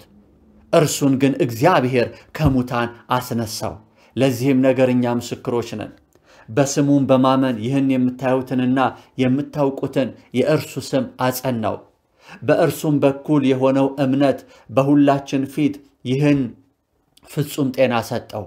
አሁንም ወንድሞቼ ሆይ እናንተ እንደ አለቆቻችሁ ደግሞ ባለማወቅ እንዳደረጋችሁት አውቄአለሁ። እግዚአብሔር ግን ክርስቶስ መከራ እንዲቀበል አስቀድሞ በነቢያት ሁሉ አፍ የተናገረውን እንዲሁ ፈጸመው። እንግዲህ ከጌታ ፊት የመጽናናት ዘመን እንድትመጣላችሁ አስቀድሞም ለእናንተ የመረጠውን ኢየሱስ ክርስቶስን እንዲልክላችሁ ኃጢአታችሁ ይደመሰስ ዘንድ ንስሐ ግቡ። አሁንም መልእክቱ ይህ ነው ለሁላችንም፣ ተመለሱ። እግዚአብሔር ከጥንት ጀምሮ በቅዱሳን ነቢያቱ አፍ የተናገረው ነገር ሁሉ እስከሚታደስበት ዘመን ድረስ ሰማይ ይቀበለው ዘንድ ይገባልና። ሙሴም ለአባቶች ጌታ አምላክ እኔን እንዳስነሳኝ ነቢይን ከወንድሞቻችሁ ያስነሳላችኋል በሚነግራችሁ ሁሉ እርሱን ስሙት።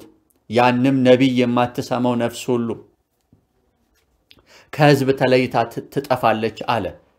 ሁለተኛም ከሳሙኤል ጀምሮ ከእርሱም በኋላ የተናገሩት ነቢያት ሁሉ ደግሞ ስለዚህ ወራት ተናገሩ። ሙሴ የተናገረለት ያ ነቢይ ኢየሱስ ክርስቶስ ነው። እናንተ የነቢያት ልጆችና እግዚአብሔር ለአብርሃም በዘርህም የምድር ወገኖች ሁሉ ይባረካሉ ብሎ ከአባቶቻችን ጋር ያደረገው የኪዳን ልጆች ናችሁ። ለእናንተ አስቀድሞ እግዚአብሔር ብላቴናውን አስነስቶ ኢየሱስ ክርስቶስን ማለት ነው እያንዳንዳችሁን ከክፋታችሁ እየመለሰ ይባርካችሁ ዘንድ ሰደደው። ለሕዝቡም ሲናገሩ የካህናት አለቆችና የመቅደስ አዛዥ ሰዱቃውያንም ሕዝቡን ስላስተማሩና በኢየሱስ የሙታንን ትንሣኤ ስለሰበኩ ተቸግረው ወደ እነርሱ ቀረቡ። እጃቸውንም ጭነውባቸው አሁን መሽቶ ነበርና እስከ ማግስት ድረስ በወህኒ አኖሯቸው። ነገር ግን ቃሉን ከሰሙት ብዙዎች አመኑ። የወንዶችም ቁጥር 5000 ያህል ሆነ። በነገውም አለቆቻቸውና ሽማግሌዎች፣ ጻፎችም፣ ሊቀ ካህናቱ ሐናም፣ ቀያፋም፣ ዮሐንስም፣ እስክንድሮስም የሊቀ ካህናቱ ዘመዶች የነበሩት ሁሉ በኢየሩሳሌም ተሰበሰቡ። እነርሱንም በመካከል አቁመው በምን ኃይል ወይስ በማን ስም እናንተ ይህን አደረጋችሁ ብለው ጠየቋቸው። በዚያን ጊዜ ጴጥሮስ መንፈስ ቅዱስንም ተሞልቶ እንዲህ አላቸው፣ እናንተ የሕዝብ አለቆችና ሽማግሌዎች፣ አሁንም በዚህ ዘመን ላሉ ወንድሞቼና እህቶቼ፣ አሁንም በዚህ ዘመን ላሉ የሕዝብ አለቆችና ሽማግሌዎች እግዚአብሔር መልእክት አለው። ይሄው ስሙ፣ የእግዚአብሔር ቃል ሕያው ነውና። እኛ ዛሬ ለድዊው ሰው ስለተደረገው መልካም ሥራ ይህ በምን እንደዳነ ብንመረምር እናንተ በሰቀላችሁት እግዚአብሔርም ከሙታን ባስነሳው በናዝሬቱ በኢየሱስ ክርስቶስ ስም ይህ ደህና ሆኖ በፊታችሁ እንደቆመ ለእናንተ ለሁላችሁ ለእስራኤልም ሕዝብ ሁሉ የታወቀ ይሁን። እናንተ ግንበኞች የናቃችሁት የማዕዘን ራስ የሆነው ይህ ድንጋይ ነው። መዳንም በሌላ በማንም የለም። እንድንበት ዘንድ የሚገባን ለሰዎች የተሰጠ ስም ከሰማይ በታች ሌላ የለምና። ጴጥሮስና ዮሐንስም በግልጥ እንደተናገሩ ባዩ ጊዜ መጽሐፍን የማያውቁና ያልተማሩ ሰዎች እንደሆኑ አስተውለው አደነቁ። ከኢየሱስም ጋር እንደነበሩ አወቋቸው። የተፈወሰውንም ሰው ከእነርሱ ጋር ቆሞ ሲያዩ የሚመልሱትን አጡ። ከሸንጎም ወደ ውጪ ይወጡ ዘንድ አዘው በእነዚህ ሰዎች ምን እንስራ? የታወቀ ምልክት በእነርሱ እጅ እንደተደረገ በኢየሩሳሌም ለሚኖሩ ሁሉ ተገልጧልና እንሸሽገው ዘንድ አንችልም። ነገር ግን በሕዝቡ ዘንድ አብዝቶ እንዳይስፋፋ ከእንግዲህ ወዲህ ለማንም ሰው በዚህ ስም እንዳይናገሩ እየዛትን እንዘዛቸው ብለው እርስ በርሳቸው ተማከሩ። ጠርተውም በኢየሱስ ስም ፈጽመው እንዳይናገሩና እንዳያስተምሩ አዘዟቸው። ጴጥሮስና ዮሐንስ ግን መልሰው እግዚአብሔርን ከመስማት ይልቅ እናንተን እንሰማ ዘንድ በእግዚአብሔር ፊት የሚገባ እንደሆነ ቁረጡ። እኛስ ያየነውንና የሰማነውን ከመናገር ዝም ማለት አንችልም አሏቸው። እነርሱም እንደምን እንደሚቀጡ ምክንያት ስላላገኙባቸው እንደገና ዝተው ከሕዝቡ የተነሳ ፈቷቸው። ሰዎች ሁሉ ስለሆነው ነገር እግዚአብሔርን ያከብሩ ነበርና። ይህ የመፈወስ ምልክት የተደረገለት ሰው ከ40 ዓመት ይበልጠው ነበርና። ተፈታውም ወደ ወገኖቻቸው መጡና የካህናት አለቆችና ሽማግሌዎች ያሏቸውን ሁሉ ነገሯቸው። እነርሱም በሰሙ ጊዜ በአንድ ልብ ሆነው ወደ እግዚአብሔር ድምፃቸውን ከፍ ከፍ አደረጉ፣ እንዲህም አሉ፣ ጌታ ሆይ አንተ ሰማዩንና ምድሩን ባህሩንም በእነርሱም የሚኖረውን ሁሉ የፈጠር በመንፈስ ቅዱስም በብላቴና በአባታችን በዳዊት አፍ አሕዛብ ለምን አጉረመረሙ? ሕዝቡስ ከንቱን ነገር ለምን አሰበ? የምድር ነገሥታት ተነሱ፣ አለቆችም በጌታና በተቀባው ላይ አብረው ተከማቹ ብለህ የተናገር አምላክ ነህ። በቀባኸው በቅዱሱ ብላቴናህ በኢየሱስ ላይ ሄሮድስና ጴንጤናዊው ጲላጦስ ከአሕዛብና ከእስራኤል ሕዝብ ጋር እጅህና አሳብህ እንዲሆን አስቀድመው የወሰኑትን ሁሉ ሊፈጽሙ በዚህች ከተማ በእውነት ተሰበሰቡ። አሁንም ጌታ ሆይ ወደ ዛቻቸው ተመልከት። ለመፈወስም እጅህን ስትዘረጋ በቅዱስ ብላቴናህም በኢየሱስ ስም ምልክትና ድንቅ ሲደረግ ባሪያዎችህ በፍጹም ግልጥነት ቃልህን እንዲናገሩ ስጣቸው። ከጸለዩም በኋላ ተሰብስበው የነበሩበት ስፍራ ተናወጠ። በሁሉም መንፈስ ቅዱስ ሞላባቸው፣ የእግዚአብሔርንም ቃል በግልጥ ተናገሩ። ያመኑትም ሕዝብ አንድ ልብ አንዲትም ነፍስ ነበሯቸው። ገንዘባቸውም ሁሉ በአንድነት ነበረ እንጂ ካለው አንድ ነገር እንኳ የራሱ እንደሆነ ማንም አልተናገረም። ሐዋርያትም የጌታን የኢየሱስ ክርስቶስን ትንሣኤ በታላቅ ኃይል ይመሰክሩ ነበር። በሁሉም ላይ ታላቅ ጸጋ ነበረባቸው። በመካከላቸውም አንድ ስንኳ ችግረኛ አልነበረምና መሬት ወይም ቤት ያላቸው ሁሉ እየሸጡ የተሸጠውን ዋጋ ያመጡ ነበርና በሐዋርያትም እግር አጠገብ ያኖሩ ነበር። ማናቸውም እንደሚፈልግ መጠን ለእያንዳንዱ ያካፍሉት ነበር። ትውልዱም የቆጵሮስ ሰው የነበረ አንድ ሌዋዊ ዮሴፍ የሚሉት ነበረ። እርሱም በሐዋርያት በርናባስ ተባለ። ትርጓሜውም የመጽናናት ልጅ ነው። እርሻም ነበረውና ሽጦ ገንዘቡን አምጥቶ ከሐዋርያት እግር አጠገብ አኖረው። ወንድሞችና እህቶች አይታችኋል። ቁጥር 11 እናንተ ግንበኞች የናቃችሁት የማዕዘን ራስ የሆነው ይህ ድንጋይ ነው ተባለ። ወንድሞችና እህቶች በዚህ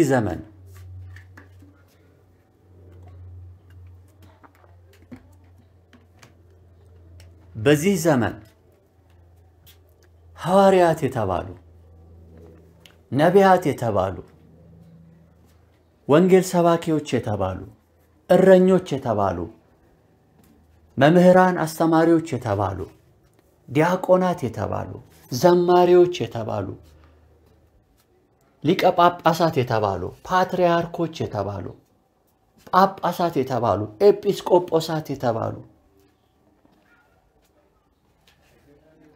ቆሞሳት የተባሉ መነኮሳት የተባሉ ካህናት የተባሉ ቀሳውስት የተባሉ ዲያቆናት የተባሉ ሰንበት ተማሪዎች የተባሉ ምንድነው እየተናገሩ ያሉት? በምድር ዙሪያ ስላሉት በልዩ ልዩ የሃይማኖት ተቋማት ይልቁንም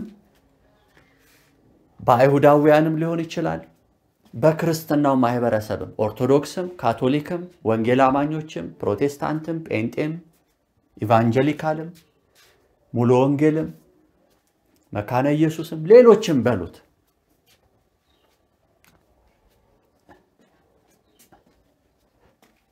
ማንን ነው እግዚአብሔር እንዲሰበክለት የፈለገው? ማንን ነው እግዚአብሔር እንዲነገርለት የፈለገው? እንድንተርከው ግርማውን፣ ሞገሱን፣ ታላቅነቱን፣ ውበቱን፣ ጀግንነቱን፣ ገድሉን የማን ነው እንድናወራ የተፈለገው? የሰው ልጆች ስለማዳን ስለከፈለው ዋጋ፣ ስለ ትንሣኤው፣ አሁን ደግሞ ከኛ ጋር ዕለት ዕለት ህብረት ማድረግ ስለመፈለጉ፣ እኛን ስለመጥራቱ ወደ ዙፋኑ ወደ ጸጋው ዙፋን በደሙ በኩል በመስቀሉ ላይ በተከፈለው ስጋው በኩል ኢየሱስ ክርስቶስ ጌታ ነው። ማንን ነው እግዚአብሔር ያወጀልን? የማዕዘን ራስ የሆነው ክርስቶስ ኢየሱስ ልጁን ነው። ዓለም ከተፈጠረ ጀምሮ እግዚአብሔር ሊገልጠው ያሰበው ልጁን ኢየሱስ ክርስቶስን ነው። ቃሉን ኢየሱስ ክርስቶስን ነው። አባቶቼ፣ እናቶቼ፣ ወንድሞቼ፣ እህቶቼ፣ ጓደኞቼ ማንን ነው የሰበካችሁ ያላችሁት? ስለማን ነው የዘመራችሁ ያላችሁት? ማንን ነው ያደናነቃችሁ ያላችሁት? ስለማን ነው የተረካችሁ ያላችሁት? ስለማን ነው የተወያያችሁ ያላችሁት? ስለማን ነው የተነጋገራችሁ ያላችሁት? ማንን ነው እያሳያችሁት ያላችሁት? ላልዳኑት የዳናችሁትን እጠይቃለሁ። ድነናል ለምትሉት ለሁላችሁ ማንን ነው እያሳያችሁ ያላችሁት? ክርስቲያኖች ነን፣ ቀጥተኛው መንገድ ተከትለናል፣ እውነተኛው መንገድ ላይ ያለነው ለምትሉ ሁላችሁ ማንን ነው የተናገራችሁ ያላችሁት? በእግዚአብሔር ፍቅርና ርህራሄ እናገራለሁ። በእግዚአብሔር ፍቅር እናገራለሁ። ይሄው በቃሉ እንደተነገረ አባቶቻችን የመጀመሪያዎቹ እውነተኛዎቹ ትክክለኞቹ በእግዚአብሔር አብ ተመርጠው ለክርስቶስ ኢየሱስ ደቀ መዛሙርት እንዲሆኑ ሐዋርያት እንዲሆኑ የተነገረላቸው እኔ መረጥኳችሁ ያላቸው ሐዋርያት ያስተማሩት የተናገሩት የሰበኩለት በድፍረት ይዘውት የቆሙት የጽድቅ ልብሳችን የዳንበት ይህ ነው ያመንነው በዚህ ነው ብለው የተናገሩት በእግዚአብሔር ልጅ በብላቴናው ከሙታን በተነሳው በተሰቀለው በክርስቶስ ኢየሱስ ነው። ስለዚህ ለሁላችንም እነሱ እንዳሉት መዳንም በሌላ በማንም የለም ለሰው ዘር በሙሉ ይድንበት ዘንድ የሚገባ ለሰዎች የተሰጠ ስም ከሰማይ በታች ሌላ የለምና መንገዱ አንድ ነው ኢየሱስ ክርስቶስ ነው።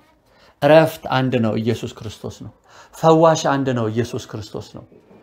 ከኃጢአት ነፃ መውጣት የሚቻለው ከመዘዙ ከኃጢአቱ ከጨለማው ስልጣን ከዲያብሎስ ማስፈራራት ሁሉ የምንጠበቀው በኢየሱስ ክርስቶስ ነው። ነገር ግን እፈራለሁ እኔ ብዙ ወንድሞቼና እህቶቼ ብዙ እናቶቼና አባቶቼ በዓለም ዙሪያ ያሉ በልዩ ልዩ የኦርቶዶክስ ተቋማት በልዩ ልዩ ቤተ እምነቶች በካቶሊክም በወንጌል አማኞችም ያሉ ይህንን መድኃኒት የሆነውን ኢየሱስ ክርስቶስን መሰበክ እንደሚገባው እየተሰበከ አይደለም። ይልቁንስ ሊቃውንት ነን የሚሉ መምህራንን የሚሉ ሃይማኖትን እናውቃለን የሚሉ ሌላ የሰው ተረት እንቶ ፈንቶ የማይጠቅም እያወሩና እየተነጋገሩ ህዝብንም እያሳቱ ነው። ወንድሞቼ የጌታ የኢየሱስ ክርስቶስን አዳኝነት የማይሰብክ ቀኑን ሙሉ እስኪመሽ ሌሊቱንም ሙሉ እስኪመሽ ስለ ፍጡራን ሲያወራ ስለ ማርያም ሲተርክ ስለ ገብርኤል ሲተርክ ስለ ጳውሎስ ስለ ጴጥሮስ ሲተርክ ቢውል ትርጉም የለውም። ውሸት ነው ያ። እንድናውጀው እንድንተርከው እንድንመሰክርለት የተሰጠ የዮሐንስ ራእይ ምዕራፍ 12 ቁጥር 17 እንዳየነው የሴቲቱ ዘር መለያቸው የእግዚአብሔርን ትእዛዛት የሚጠብቁ ናቸው በህይወታቸው ባካሄዳቸው። ቀጣይስ የኢየሱስ ምስክር አላቸው። ምን ማለት ነው? የኢየሱስ ምስክር ናቸው ማለት ነው። የሚመሰክሩት ስለ አንዱ ነው፣ ስለ ኢየሱስ ክርስቶስ። ሌላ የሚመሰክሩለት የምስራች የላቸው። የምስራቻቸው አንድ ነው፣ ኢየሱስ ነው። ሃሌሉያ። ለማያምኑትም የሚመሰክሩት ሰዎች እንዲድኑበት ብርሃንን እንዲያገኙ ህይወት እንዲሆንላቸው እረፍት እንዲሆንላቸው በሰላሙ መንገድ በተረጋጋው መንገድ በጠበበው ደጅ በቀጠነው መንገድ በተባለው በኢየሱስ ሰዎች እንዲያምኑና እንዲኖሩ የእግዚአብሔር ፍቅር የደማው ኢየሱስ የተገረፈው የቆሰለው ኢየሱስ እርሱን በማየት መድኃኒት እንዲሆንላቸው እርሱ ብቻ እኮ ነው ከሰማይ መጥቶ በስጋ ተገልጦ ተወልዶ በ30 ዘመኑ ተጠምቆ በመስቀል ላይ በ33 እድሜው በመስቀል ላይ የወጣ የሰው ልጆችን ሁሉ ስለማዳን እርቃኑን የሆነ የተገረፈ በጦር የተወጋ እሾክ በጭንቅላቱ ላይ የተጠቀጠቀበት ጺሙን የተነጨ ራቁቱን የሆነ ሁሉ የተሳለቀበት ዓለም የጠላችው ዓለም የገፋው ምራቅ የተተፋበት ሕያው እግዚአብሔር እኮ ነው። ይህን ብታምኑ ትድናላችሁ። ኢየሱስ ሕያው እግዚአብሔር ነው። ኢየሱስ የሕያው አብ ልጅ ነው። ከቅድስት ድንግል ማርያም የተወለደው ኢየሱስ ብቻ ነው ቤዛ። ኢየሱስ ብቻ ነው ብርሃን። ኢየሱስ ብቻ ነው ሕይወት። ኢየሱስ ነው መንገዱ። ከእግዚአብሔር ጋር የታረቅነው በኢየሱስ ብቻ ነው። ሌላ መዳኛ የለም። የኔ ሥራ ቢያድነኝ ኖሮማ ኢየሱስ ባልሞተ ነበር፣ ባልተወለደም ነበር። የኔ በጎ ሥራ ቢያድን ኖሮ አዎ በጎ ሥራ እሰራለሁ። መምህሬ ኢየሱስ እንዳስተማረኝ የተራቡትን እመግባለሁ፣ ልብስ ለሌላቸው እግዚአብሔር በሰጠኝ መጠን እሰጣለሁ፣ ውሃ ለጠማቸው ውሃ ጠጣለሁ፣ ለተራቡት እመግባለሁ፣ ለታመሙት እጸልያለሁ፣ ጠላቶቼን እወዳለሁ፣ ለሚያሳድዱኝ እጸልያለሁ። ይህ ግን ከመምህሬ የተማልኩት መልካም ትምህርት መምህሬን ትቼ ኢየሱስን ትቼ በዚህ በትምህርቱ ብቻ ደግሞ ቢባል መድኃኒት አይሆንለትም። ያ ሰው አንድ ሰው በኢየሱስ አምኖ በኢየሱስ ትምህርት መኖር መልካም ነው። የክርስቶስ ብርሃን የሚያበራው በህይወታችን ትምህርቱን ትእዛዙን በመጠበቅ ውስጥ ነው። ነገር ግን ኢየሱስ ክርስቶስን ካለማመን የሆነ እማያምኑ ሰዎችም እኮ የተራበ ያበላሉ፣ የተጠማ ያጠጣሉ፣ ለተቸገረ ልብስ ይሰጣሉ፣ ገንዘብ ይሰጣሉ። ኢየሱስ ክርስቶስን ካላመኑና በመንገዱ ካልኖሩ ግን ህይወት እንዴት ያገኛሉ? ህይወት ኢየሱስ ነው። መንገድ ኢየሱስ ነው። ስለዚህ ይህንን ስም አንሱ። እናንተ ግንበኞች፣ እናንተ የሃይማኖት መምህራን የሆናችሁ ንስሐ ግቡ እናገራለሁ። ሐዋርያት ንስሐ ግቡ በዚህ ምድር አሁን እውነተኛም ሐዋርያት ካላችሁ እውነተኛ ነቢያት እኔ አምናለሁ እውነተኛ ሐዋርያት አሁንም አሉ ብዬ አምናለሁ። እውነተኛ ነቢያትም እውነተኛ ወንጌል ሰባኪዎችም እውነተኛ እረኞችም እውነተኛ አስተማሪዎችም ከጌታ ዘንድ ይሆኑ ምናልባት በጣት የሚቆጠሩ ይሆናል በምድር ላይ ያሉ ራሳቸውን ሐዋርያ ነን ብለው የሚጠሩ እልፍ አእላፋት ሊኖሩ ይችላሉ። እነሱን እያልኩ አይደለም። ከእግዚአብሔር ዘንድ የትንሣኤው ምስክር ሆነው ሃሌሉያ ጌታ በይፋ ተገልጦላቸው አሁንም የጠራቸው በየአህጉራቱ እጅግ ጥቂት የሚሆኑ አሉ። እየወጡ እንደ ሰው ለምድር ለወገን ሁሉ ላይንጫጩ ይችላሉ። እዩኝ ላይሉ ይችላሉ። እውነተኛ ሐዋርያት፣ እውነተኛ ነቢያት፣ እውነተኛ ወንጌል ሰባኪዎች፣ እውነተኛ እረኞች፣ እውነተኛ መምህራን ለቤተ ክርስቲያን ተሰጥተዋል። በመንግስተ ሰማይም አሉ፣ በዚህ ምድርም ይኖራሉ ብዬ አምናለሁ።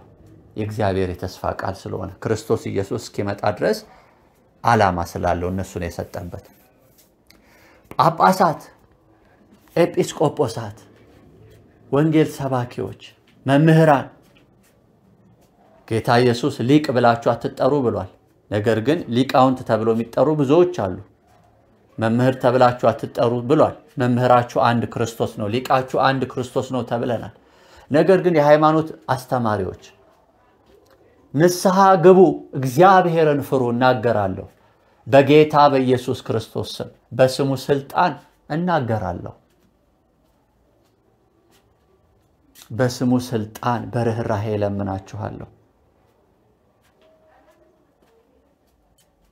በስሙ ስልጣን አዛለሁም። በስሙ ስልጣን በእኔ አይደለም፣ በስሙ ስልጣን የተጠራችሁለት ስለ ስሙ ልትመሰክሩ ነው። ይህንን ስም ጥላችሁ በተከታዮቻችሁ ልብ ማንን ነው እየተናገራችሁ ያላችሁት? ስለማን እየሰበካችሁ ነው ያላችሁት? ስለማን እያስተማራችሁ ነው ያላችሁት? አታፍሩም ወይ? እግዚአብሔርንስ አትፈሩም ወይ? ኢየሱስን ለማትሰብኩ ለእናንተ ለምትሰብኩት ጸጋ ይብዛላችሁ፣ በርቱ እስከ መጨረሻው። በትህትና ከእግዚአብሔር ጋር ሆናችሁ ለእግዚአብሔር በመገዛት ኢየሱስን አብለጭልጩት። ይሄው እንደ ሐዋርያት እማይጠቅም የሰው ተረት የአጋንንትም ትምህርት የምታስተምሩ ብዙ አዋቂዎች ነን የምትሉ በኦርቶዶክስም ውስጥ ያላችሁ፣ በካቶሊክም ውስጥ ያላችሁ፣ በወንጌል አማኞችም ውስጥ ያላችሁ ብዙዎቻችሁ ለጌታ ለኢየሱስ ተንበርከኩላችኋለሁ። በፍርድ ሲመጣ መቆሚያ ይጠፋችኋል። ቀንና ሌሊቱ ይደበላለቅባችኋል። አሁኑኑ ለክርስቶስ ተገዙ፣ አትዋሹ፣ እውነትን በፍቅር ተናገሩ።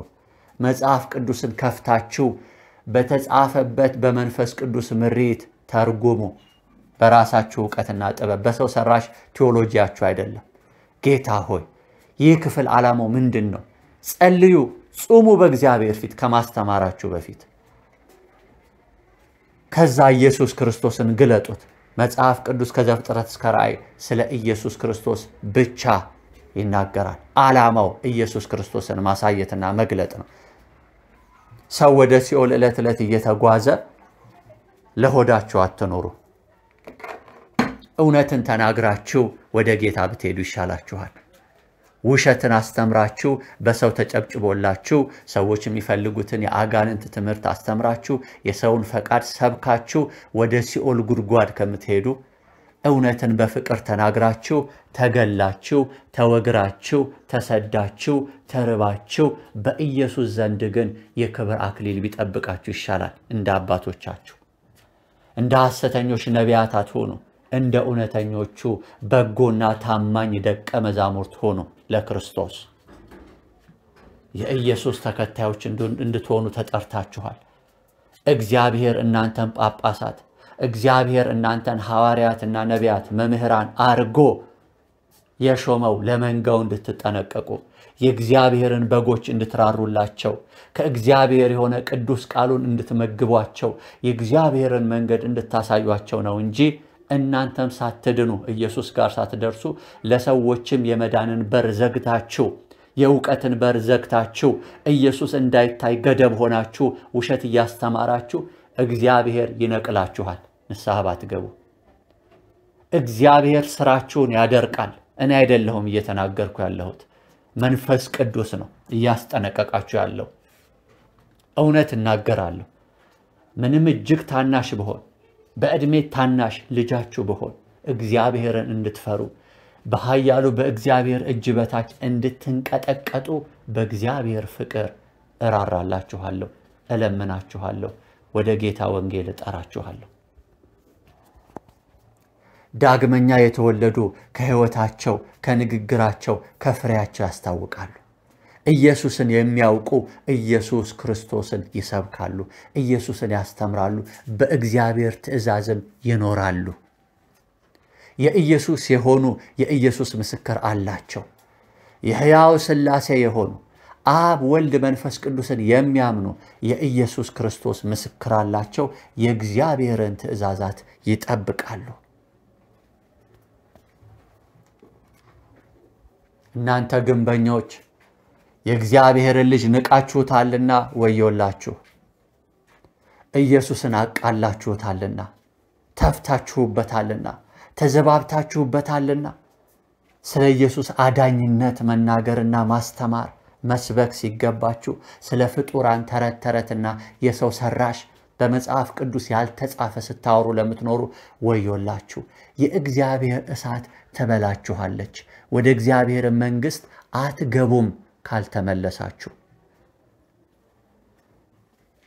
ጌታ ኢየሱስን ተቀብላችሁታል ወይ? ከመጀመሪያውንስ ኢየሱስን ተቀብላችሁታል ወይ? የእናንተ ጌታና መምህር ኢየሱስ ነው ወይ? መድኃኔ ዓለም ነው ወይ? አማኑኤል ነው ወይ? ለእናንተ ጌታና መምህር የተሰቀለውን አምናችሁበታል ወይ? መዳን በእርሱ ብቻ ነው ብለው ያስተማሩትን የሐዋርያትን ትምህርት ሙሴም ያን ነብይ የማትሰማው ትጠፋለች እንዳለ ያን ነብይ የማይሰማ ሰው ይጠፋል እንዳለ ያ ነብይ የተባለለት ኢየሱስ ክርስቶስ እውነትም እርሱ የእግዚአብሔር ቃል ነው፣ በስጋ ተገለጠ። እግዚአብሔር ቃል ስጋ ሆነ ሰው ሆነ የተባለለት ክርስቶስ ፍጡር አይደለም፣ ክርስቶስ ፈጣሪ ነው። ኢየሱስ እውነተኛ አምላክና የዘላለም ሕይወት ነው። እናንተ ዳግመኛ ተወለዱ። ብዙ ዓመት ዳግመኛ ሳትወለዱ ልትኖሩ ትችላላችሁ። እንደ ኒቆዲሞስ ዳግመኛ ሳትወለዱ መጽሐፍ ቅዱስን ልታስተምሩሉ ትችላላችሁ። በስሙ በማመን ንስሐ በመግባት መጀመሪያ ከልዑሉ ዘንድ በደሙ ታጠቡ። ጌታን ተቀበሉ፣ አትዋሹ። ጌታ በውስጣችሁ ከነገሰ ምስክርነታችሁ ለእርሱ ብቻ ይሆናል። እርሱ ኢየሱስ ሕያው እግዚአብሔር ነው፣ የሕያው እግዚአብሔርም ልጅ ነው፣ የአብ ልጅ። እርሱ የዳዊት ዘርና የሚያበራ የንጋት ኮከብ ነው፣ የአብርሃም ልጅ የዳዊት ልጅ ነው። እርሱ በሰው ከስጋ ወገን ስለተወለደ ከሰው ዘር ስለተወለደ ሰው ስለሆነ ፍጹም አምላክ ፍጹም ሰው ስለሆነ እርሱ ክብር ለጌታ ይሁን። ክብር ለጌታ ይሁን። ክብር ለጌታ ይሁን።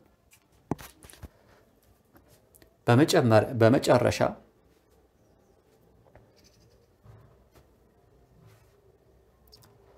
ሮሜ ምዕራፍ 1ን ሙሉን ክፍል እናንተ አንብቡት። ግን እኔ እስከ ቁጥር 7 ላንብበው። ሐዋርያ ሊሆን የተጠራ የኢየሱስ ክርስቶስ ባሪያ ጳውሎስ በነቢያቱ አፍ በቅዱሳን መጻሕፍት አስቀድሞ ተስፋ ለሰጠው ለእግዚአብሔር ወንጌል ተለየ።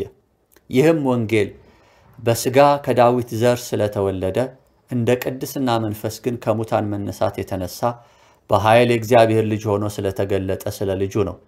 እርሱም ጌታችን ኢየሱስ ክርስቶስ ነው። በእርሱም ስለ ስሙ በአሕዛብ ሁሉ መካከል ከእምነት የሚነሳ መታዘዝ እንዲገኝ ጸጋንና ሐዋርያነትን ተቀበልን።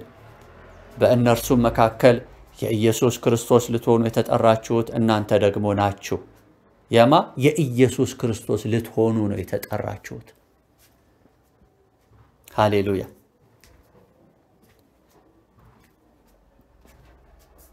በእግዚአብሔር ለተወደዳችሁና ቅዱሳን ልትሆኑ ለተጠራችሁ በሮም ላላችሁት ሁሉ ከእግዚአብሔር ከአባታችን ከጌታም ከኢየሱስ ክርስቶስ ጸጋና ሰላም ለእናንተ ይሁን። ወንድሞቼ፣ እህቶቼ፣ አባቶች፣ እናቶች ወንጌል ስለ ልጁ ነው። የምስራቹ ስለ ልጁ ነው። በዙፋኑ ላይ የተቀመጠ የአብርሃም የይስሐቅ የእስራኤል አምላክ የሚካኤል የገብርኤል አምላክ የቤተ ክርስቲያን ራስ የሆነው እርሱ ስር መሰረት መንገድ ውበት የሆነው እርሱ ኢየሱስ ከእግዚአብሔር አብ ጋር በክብሩ ቀኝ የተቀመጠ በግርማው ቀኝ የተቀመጠ የነገስታት ንጉስ የሆነ የስልጣን በትር ስልጣን በሰማይ በምድር ያለው እርሱ እውነተኛ ፈጣሪ ከይሁዳ ነገድ የሆነ አንበሳ ነው። የዛሬ 2000 ዓመት ስለ ሰው ልጆች ሊታረድ በመስቀል ላይ መጥቷል። ዳግም ሲመጣ ግን ከይሁዳ ነገድ የሆነ ኃያል አንበሳ ባለስልጣንነቱን ንግስናውን አስፈሪነቱን የሚባላ እሳት መሆኑንም የሚንበለበል እሳት መሆኑንም ኢየሱስን ታዩታላችሁ። በዚህ በመጨረሻው ዘመን አሁን ባለንበት ጊዜ የክርስቶስን ንግስናና ስልጣን ይገለጣል። ቁጣው ይገለጣል፣ ፍርዱም ይገለጣል። በጽድቅ ይፈርዳል። አብ ፍርድን ሁሉ ለልጁ ለኢየሱስ ክርስቶስ ለወልድ ሰጥቶታል እንጂ አብ በአንድ እንኳን አይፈርድም ይላል። የወጉት ሁሉ ያዩት ይፈርዳል። በፍጥረታቱ ላይ ይፈርዳል። በእያንዳንዱ የሰው ዘር ላይ ይፈርዳል። በመምህራን ላይ ይፈርዳል። በጳጳሳት ላይ ይፈርዳል። በነቢያት በሐዋርያት ላይ ይፈርዳል። በመምህራን ላይ ይፈርዳል። በሚያምኑም በማያምኑም ላይ ይፈርዳል። በሁሉም አይጉራት ባሉ ሁሉ ላይ ክርስቶስ በጽድቅ ይፈርዳል። በቅንነት ይዳኛል፣ ይመጣል። ስለዚህ በእግዚአብሔር ፍቅር እለምናለሁ ንስሐ ግቡ።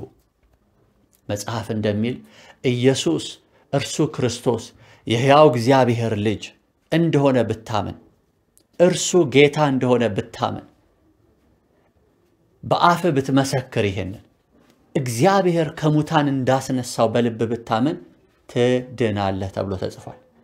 ኢየሱስ ጌታ እንደሆነ በአፍ መስክር፣ እግዚአብሔርም ከሙታን እንዳስነሳው በልብህ እመን። መዳን በዚህ ነው የሚገኘው። በእርሱ የሚያምን ሁሉ አያፍርም ተብሏልና።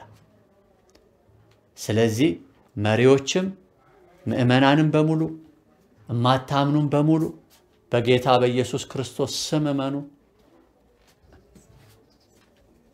የኃጢአት ስርየትም ታገኛላችሁ እላችኋለሁ።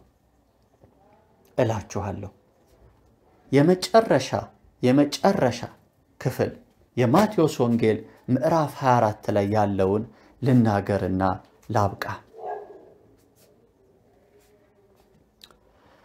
ከቁጥር የሉቃስ ወንጌል ምዕራፍ 24ን ሙሉን አንብቡት በጌታ ፍቅር አሳስባለሁ።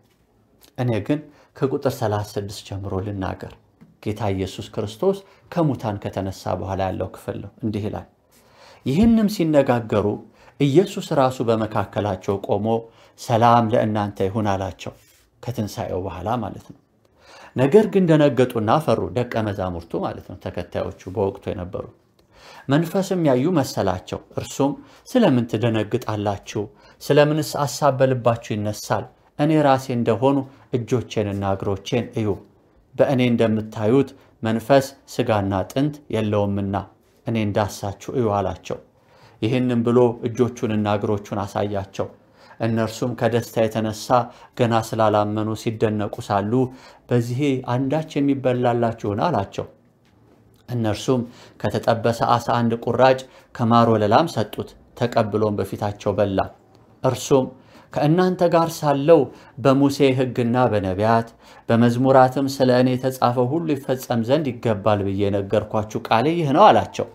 በዚያን ጊዜም መጽሐፍትን ያስተውሉ ዘንድ አእምሯቸውን ከፈተላቸው። እንዲህም አላቸው፣ ክርስቶስ መከራ ይቀበላል፣ በሦስተኛውም ቀን ከሙታን ይነሳል፣ በስሙም ንስሐና የኃጢአት ስርየት ከኢየሩሳሌም ጀምሮ በአሕዛብ ሁሉ ይሰበካል ተብሎ እንዲሁ ተጽፏል። እናንተም ለዚህ ምስክሮች ናችሁ። እነሆም አባቴ የሰጠውን ተስፋ እኔ ልክላችኋለሁ። እናንተ ግን ከላይ ኃይል እስክትለብሱ ድረስ በኢየሩሳሌም ከተማ ቆዩ።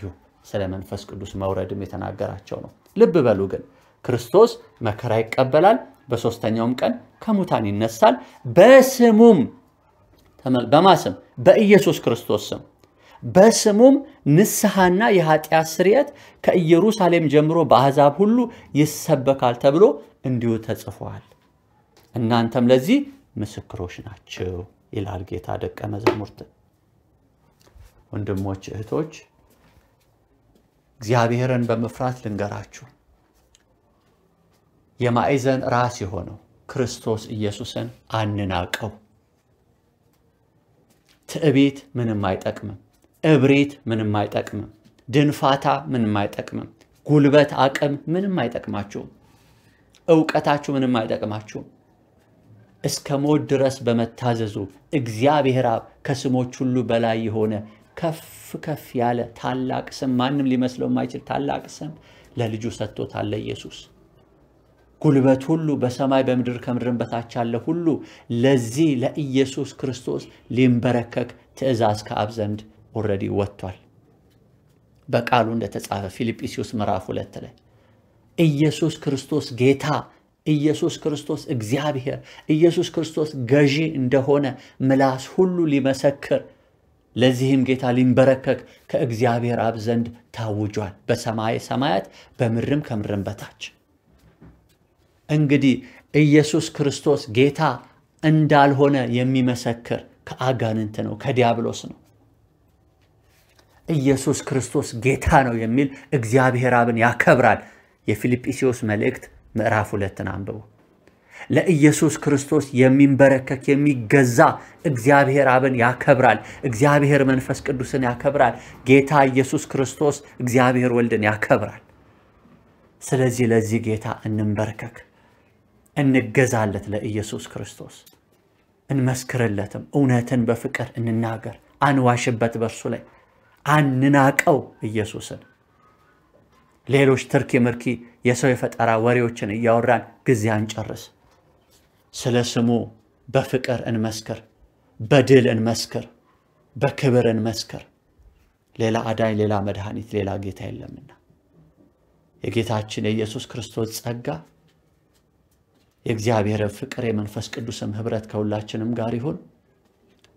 በዚህ መልእክት ንስሐ መግባት ያለብን ሁላችን፣ የሚያስፈልገን ሁሉ ንስሐ እንግባ።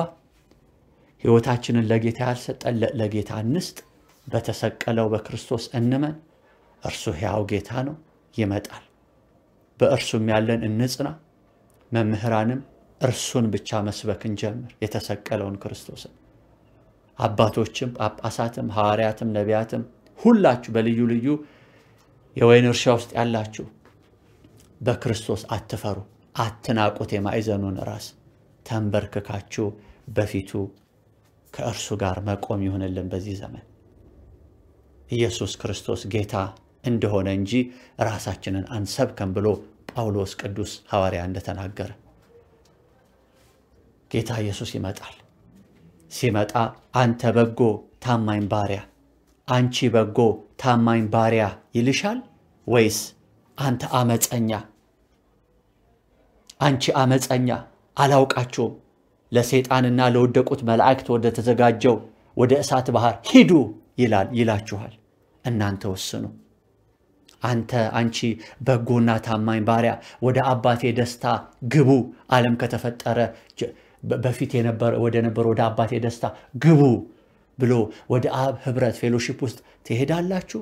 እንደዛ የምትፈልጉ ከሆነ ለጌታ ለኢየሱስ ክርስቶስ ተንበርከኩ፣ በእርሱ እመኑ፣ የእግዚአብሔርን ትእዛዛት ጠብቁ፣ በትምህርቱ ኑሩ። በክርስቶስ ትምህርት በኢየሱስ እመኑ አስቀድማችሁ፣ ከዛ በትምህርቱ ኑሩ።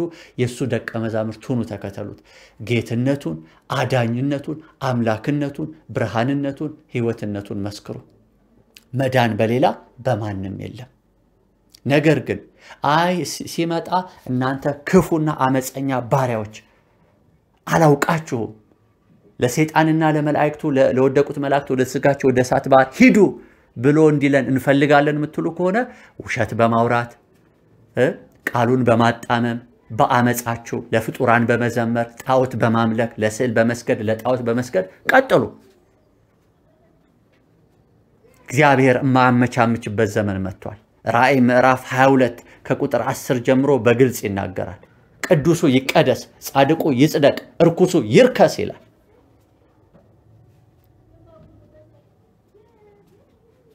እንግዲህ በፊታችን እግዚአብሔር ሕይወትና ሞትን አስቀምጦልናል። ሕይወትን ከመረጥን በኢየሱስ ክርስቶስ እንኖር። የዘላለም ሕይወት በልጁ ነው ያለውና ሞትን እመርጣለሁ የሚል ምእመንም ይሁን የቤተክርስቲያን መሪም ይሁን ማንም ይኖር በራሱ መንገድና በአጋንንት መንገድና ትምህርት ይሄድ። እግዚአብሔር ቁርጡን ይናገራል።